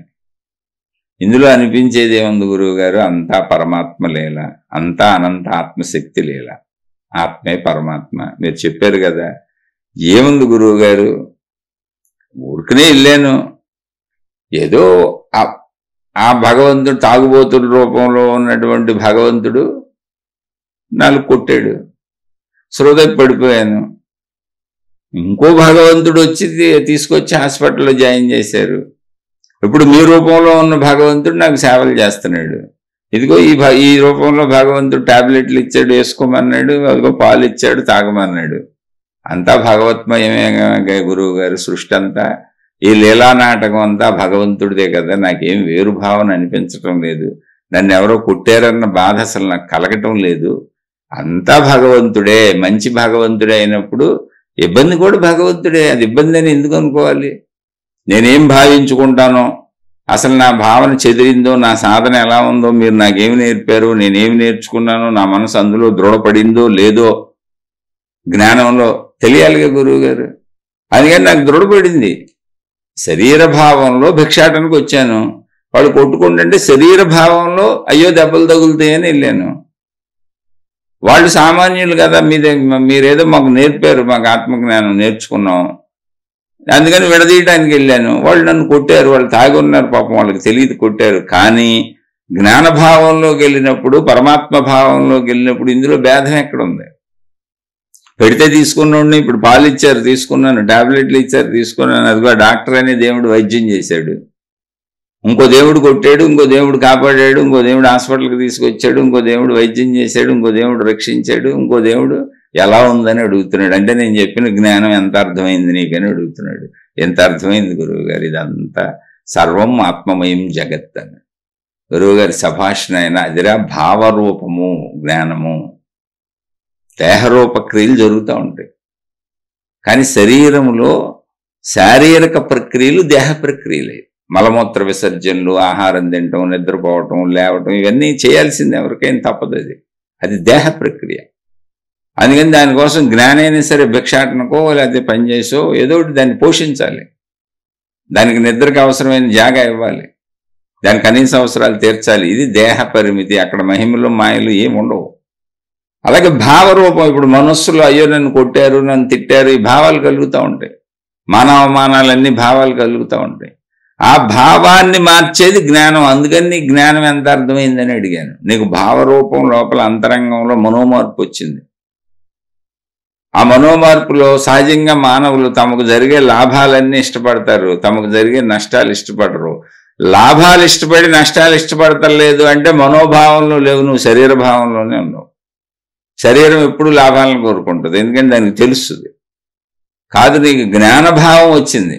అందుకని మనస్సులో సమత్వం వస్తుంది. కొట్టినోడు పెట్టినోడు ఇద్దరు భగవంతుడే అనే భావ మార్పు వస్తుంది. ఈ భావ మార్పు గాఢమైన కొద్దీ నీకు మోక్షం కరతలామలకం అయిపోతుంది. ఎందుకంటే ఏకత్వ స్థితికి వచ్చేస్తావు. అసలు ఇన్ని విడివిడిగా చూడటం మానేస్తావు. ఇదంతా ఒక ప్రాసెస్గా జరుగుతుంది నాయన. నీకు బాగానే అర్థమైంది. ఇప్పుడు నీకేం నిన్ను కొట్టిన వాళ్ళ పట్ల ద్వేషం కానీ అటువంటివి ఏం లేదు కదా అని అడిగారు గురువుగారు. గురువుగారు అసలు వాళ్ళు కొడుతున్నప్పుడు కూడా నాకు ద్వేషభావన కలగలేదు. నేను వాళ్ళని ఎదిరించగలను, వాళ్ళని ఆపగలను, అవసరమైతే నేను 2 కొట్టగలను, ఆ బలం కూడా నా దగ్గర ఉంది. కానీ నాకు అసలు ఆ భావనే పుట్టలేదని. నాలో సాత్విక భావనే ఉన్నది. వాళ్ళు నన్ను కొడుతున్నప్పుడు కూడా నేను ఎటువంటి ఎదురు తిరగలేదు, ఏమీ లేదు. నా భావనలో పరమాత్మ ఏం చేస్తే జరుగుతుంది అనుకున్నాను. కాకపోతే శరీరం ఓర్చుకోలేక సొమసిల్లిపోయాను. నేను తిరిగి కొట్టగలను, నా దగ్గర ఆ బలం ఉంది. కానీ నాకు అసలు ఆ భావన లేదు నాలో. గురువుగారు సరేనైనా నీకు దేహస్థితి నుంచి మనోస్థితిలో ఉన్నటువంటి జ్ఞాన భావన మార్పు చెందుతున్నది కాబట్టి నువ్వు సాధనలో ముందుకే వెళ్తున్నావు నాయన. పోన్లే, నా శిష్యులందరూ కొద్ది కొద్దిగా నేర్చుకుంటున్నారు అని ఆ గురువు గారు ఆనందించాడు. ఇలా ఉంటుంది అది. అక్కడ జరిగిన విషయాలన్నీ దేహస్థితిలోనే జరిగినాయి. ఇప్పుడు మళ్ళీ ఎవరో కామెంట్ పెడతారు. అంటే మనుషులకి వెర్రి 1000 రకాలు. అంటే ఇప్పుడు కొడితే కొట్టించుకోవాలా, లోపల ఎలా అనుకోవాలని. మీరెందుకు కొట్టించుకోవటం? కథ చెప్పాను, నేనే కొట్టించుకోను నన్ను కొడితే. ఎందుకంటే నాకు అంత భావ మార్పు రాలే. ఎవరన్నా కొడితే నేనే కొట్టించుకోను. అసలు తిడితే తిట్టించుకోను. నేను మా ఆవిడని తిరిగి తిడతా ఉంటాను, ఏమైనా చిన్న మాట ఎదురు చెబుతా. నాకే రాలేదు, కానీ వచ్చే మార్పు ఎలా ఉంటుందో చెబుతున్నా, అలా ఉంటుంది. అంతే తప్ప ఏదో కృష్ణుడు అనుకున్నాను కాదు. కృష్ణుడి చేతిలో పనిముట్టు నేను అని కృష్ణుడు చెప్పింది నిజమే అయితే, అసలు పనిముట్టు గరిట తిప్పుతున్నప్పుడు వంటలో గరిటకి ఎలా అయితే వేడి కాలదో అలా పనిముట్టుకి అసలు ఏమీ అనిపించదో, అనిపించకూడదో, అనిపించకూడని భావన ఒకటి కలుగుద్ది. అది భావ మార్పు. అటువంటి భావ మార్పు మానసికంగా కలుగుద్ది. మళ్ళీ శరీరంలో శారీరక ధర్మాలు మామూలుగానే ఉంటాయి. ఆ భావ మార్పు మనసులో కలిగిన రోజున, సుఖదుఖాలు సమానం అయిపోయిన రోజున నిన్ను బాధ పెట్టగలిగినోడు ఎవడుంటాడు అసలు? అలా సుఖదుఖాలు సమమయ్యే వరకు నువ్వు జ్ఞానం తెలుసుకుంటూ ఉండాల్సిందే, సాధన చేస్తూ ఉండాల్సిందే, మనోభావాల సుఖదుఖ సమత్వం కోసం ప్రయత్నిస్తూ ఉండవలసిందే. అది ఆధ్యాత్మిక విద్య, ఆత్మజ్ఞాన చదువు. ఇక్కడ జరిగేది కేవలం భావ మార్పు, శరీర మార్పు ఏమి ఉండదు. మహిమలుండవు, మాయలుండవు, గారడీలుండవు, మంత్రాలుండవు, యంత్రాలుండవు, తంత్రాలుండవు. ఇవన్నీ నమ్మేవాళ్ళందరూ కూడా ఆశతో ఏదో నమ్మి తాము చేయవలసినటువంటి కృషి ఆధ్యాత్మిక మార్గంలో చేయకుండా, ఆత్మజ్ఞాన విద్య చదువుకోకుండా, తమ స్వీయ చదువు అంటే తమ శరీరానికి సంబంధించింది, తమ మనసుకు సంబంధించింది, తమ ప్రాణశక్తికి సంబంధించిన చదువు చదువుకోకుండా 100 సంవత్సరాల కాలాన్ని వృధా చేసుకుంటున్నాడు. అయితే తప్పేం లేదు, అది ఎవరిష్టం వాళ్ళది. మళ్ళీ ఎన్ని జన్మలైనా ఛాన్స్ ఉంది. అక్కడ ఎన్ని జన్మలైనా ఎత్తచ్చు. ఇది నాకు అర్థమైనంత వరకు మీకు వివరించే ప్రయత్నం చేశాను. నాకు తెలిసింది ఇది. నేను చెప్పిన దాంట్లో కూడా తప్పులు ఉండొచ్చు, ఎందుకంటే నేనేమి సంపూర్ణమైన జ్ఞానాన్ని అనుభవం పొందిన వ్యక్తిని అస్సలు కాదు. నేను చాలా సామాన్యుడిని. నేను విన్న విషయాలు, ఏదో నేను గ్రహించిన విషయాలలో, నేను చదువుకున్న చదువులో నాకు అర్థమైన కొంచెం అప్పచెప్పానంటే. ఇప్పుడు చూడండి, మాస్టర్ ఏదో హోంవర్క్లు ఇచ్చి పాఠాలు చెప్పి పిల్లల్ని అప్పచెప్పండి రా, వచ్చినాక రేపు అప్పచెప్పించుకుంటాను ప్రశ్నలు వేసాను అడుగుతారు. ఒక్కొక్కడిని లేపి ఒక్కొక్క ప్రశ్న అడిగితే ఒకడు అప్పు చెబుతూ ఉంటాడు, ఒకడు బాగా అప్పు చెబుతాడు, ఒక్కొక్కడు సరిగ్గా అప్పు చెప్పడు, ఒకడు తప్పులు చెబుతాడు, ఒకడు పీకుతారు మాస్టర్. అలాగే నేను కూడా మీకు అప్పు చెబుతున్నాను. నేను అప్పచెప్పింది అర్థమవుతుంది అనుకోండి, ఎవరైనా అర్థమైందండి మాకు మీరు అప్పచెప్పింది అన్నారనుకోండి, నేను పాఠం బాగా చదివానని అర్థం, నాకు కొంచెం అర్థమైందని అర్థం. నేను బాగా అప్పచెప్పలేకపోయాను అనుకోండి, క్షమించండి, ఏముంది అందులో, మాస్టర్ ఏముందో ఒకటి పీకి ఊరుకుంటాడు. మళ్ళీ వెతుకు పిల్లోడు కోసం, అది కూడా అది సరిగ్గా చదవలేదు ఆయన అనుకోండి, సరిగ్గా చెప్పలేకపోయాడు అనుకోండి, నన్ను క్షమించి వదిలేయండి. ఏదైనా మంచి ఉంటే తీసుకోండి, చెడు ఉంటే వదిలేయండి. నేనేమో ఆకాశం నుంచి రాలిపడ్డ ఉలకనే కాదు, ఆకాశం నుంచి రాలిపడ్డ చుక్కనే కాదు, నా దగ్గర ఏ మహిమలు మాయలు లేవు. నేను అతి సాధారణ సామాన్య మానవుణ్ణి. ఒక మనిషికి ఉండే సమస్త కష్టాలు నాకున్నాయి. అయినా నాకు ఇది ఇంట్రెస్ట్, ఈ ఆత్మజ్ఞానం చదువు. ఎందుకంటే అది నా స్వీయ చదువు. నాకు దేవుడి మీదో, ఒక మతం మీదో, ఒక మార్గం మీదో, ఒక విధానం మీదో, ఒక పద్ధతి మీదో ఇంట్రెస్ట్ కాదు. ఇది నా స్వీయ చదువు. నాకు శరీరం ఉంది, నాకు మనసు ఉంది, నాలో ప్రాణశక్తి ఉంది, నాలో బుద్ధి ఉంది, నాకు తెలుస్తుంది ఇవన్నీ నాలో ఉన్నాయని. నాలో ఉన్న నా స్థితుల గురించే నాకు మహాత్ములు చెబుతుంటే నేను అవన్నీ వదిలేసి నేను శరీర భావంతోనే బతుకుతాను అని బతికి చచ్చిపోవడం నాకు అవివేకంగా అనిపించింది నా వరకు. నాకు అందుకని ప్రయత్నించుకుంటున్నాను అంతే. ఇది స్వీయ చదువు, ఆత్మజ్ఞాన చదువు, ఆధ్యాత్మిక చదువు, వ్యక్తిగతము. ఎవరి కాళ్ళకి వ్యక్తిగతం, నాకు వ్యక్తిగతం, వెంటనే మీకు వ్యక్తిగతం. అంతే తప్ప ఇది ఒక సమూహానికి వర్తించదు. అందుకే వర్తించదు కాబట్టే నేను చెప్పిన దాంట్లో తప్పులు ఉన్నాయని మీ వ్యక్తిగతానికి అనిపిస్తే నేను క్షమించండి అంటున్నా. నేను చెప్పింది ఎవరికైనా మీ వ్యక్తిగతానికి బాగా చెప్పాడు, ఈయన అర్థమైంది నాకు అని అనిపిస్తే ఆచరించుకోండి అంటున్నా. రెండింటితో నాకు సంబంధం లేదు. ఎందుకంటే నాది నా వ్యక్తిగతం, మీది మీ వ్యక్తిగతం. మీకు నాతో సంబంధం లేదు, నాకు మీతో సంబంధం లేదు. మనకున్న సంబంధం ఏంటయ్యా అంటే, మనుషులుగా మనం మన వ్యక్తిత్వాలను సరిదిద్దుకుంటూ మనలో ఉన్న శక్తిని మనం తెలుసుకోవాలి. కనుక ఆధ్యాత్మిక కాలక్షేపం, ఆత్మజ్ఞాన కాలక్షేపం, విద్యా కాలక్షేపం, ఆధ్యాత్మిక చదువు చదువుకుంటూ కాలాన్ని గడుపుతున్నాం. అది కేవలం ఇది ఒక సత్కాలక్షేపం, ఆధ్యాత్మిక కాలక్షేపం. శుభమస్తు. మీకు మీ కుటుంబ సభ్యులకు మేలు చేకూరుగాక. మరొక కొత్త శీర్షికతో కలుసుకుందాం. మీ అభిప్రాయాలను కామెంట్ల రూపంలో తెలియచేయండి. మీ సందేహాలను ప్రశ్నల రూపంలో అడిగే ప్రయత్నం చేయండి. సందేహాలు ఎవరైనా సరే సాధన చేసుకునే వాళ్ళు మాత్రమే అడగండి. సాధన చేయకుండా ఎన్ని విన్నా మీకు రాదు. ఇందులోనే కథలు చెప్పాను. ఇలాగే ప్రశ్నలు అడుగుతాం. సాధన చేయకుండా మనం ఏదో పుస్తకం చదివేసుకొని ఏదో వినేసి ఆ ప్రశ్న అడగటం తప్పని నేను ఎప్పుడు అంటలా. ప్రశ్న అడిగిన వాళ్ళకే నేను చక్కగా నా కృతజ్ఞతలు, ధన్యవాదాలు కూడా తెలియజేస్తాను. ఎందుకంటే మీరు ప్రశ్న అడగకపోతే చెప్పే అవకాశం లేదుగా. కానీ వినేసి మనకి అది తెలుసు అనుకొని అడగటం కాదు, దాన్ని ఎలా సాధన చేసుకోవాలో దాని నుంచి ప్రయత్నించండి. మన కోసమే చెప్పింది భగవద్గీత. భగవద్గీతే కాదు, ఏ గ్రంథాలైనా, ఎక్కడైనా, ఏ మతాల్లో అయినా, ఏ మంచి చెప్పినా, ఏ విషయాలు చెప్పినా మన కోసమే. అయితే అది మన అంతరంగంలో మన స్థితి. మనకు శరీరం ఉంది, మనకు మనసు ఉంది, మనలో ప్రాణశక్తి ఉంది. మన శరీరం తెలుసు, మనసు ఉంది, దాని మన ఇష్ట ప్రకారం ఉండదు, దాని ఇష్ట ప్రకారం ఈడ్చుకుపోద్ది. ప్రాణశక్తి ఏంటో మనకు తెలియదు, అసలు తెలుసుకునే ప్రయత్నం చెయ్యం. ప్రాణశక్తి తెలుసుకోకుండా చచ్చిపోతున్నాం. చచ్చిపోయినాక ఇంకా అసలు ప్రాణశక్తి ధ్యాసే లేదు. ఆ ప్రాణశక్తిని తెలుసుకోనైనా అనవసరంగా జీవితం వృధా అయిపోతుంది, ఎన్ని జన్మలు ఎత్తుతావు అని చెబుతున్నారు మహాత్ములు. అంతే దాన్ని తెలుసుకున్నవాడు. ఇష్టం ఉన్నవాళ్ళు తెలుసుకోవచ్చు, లేని వాళ్ళు లేదు. ఎవరిష్టం అన్నది. శుభమస్తు.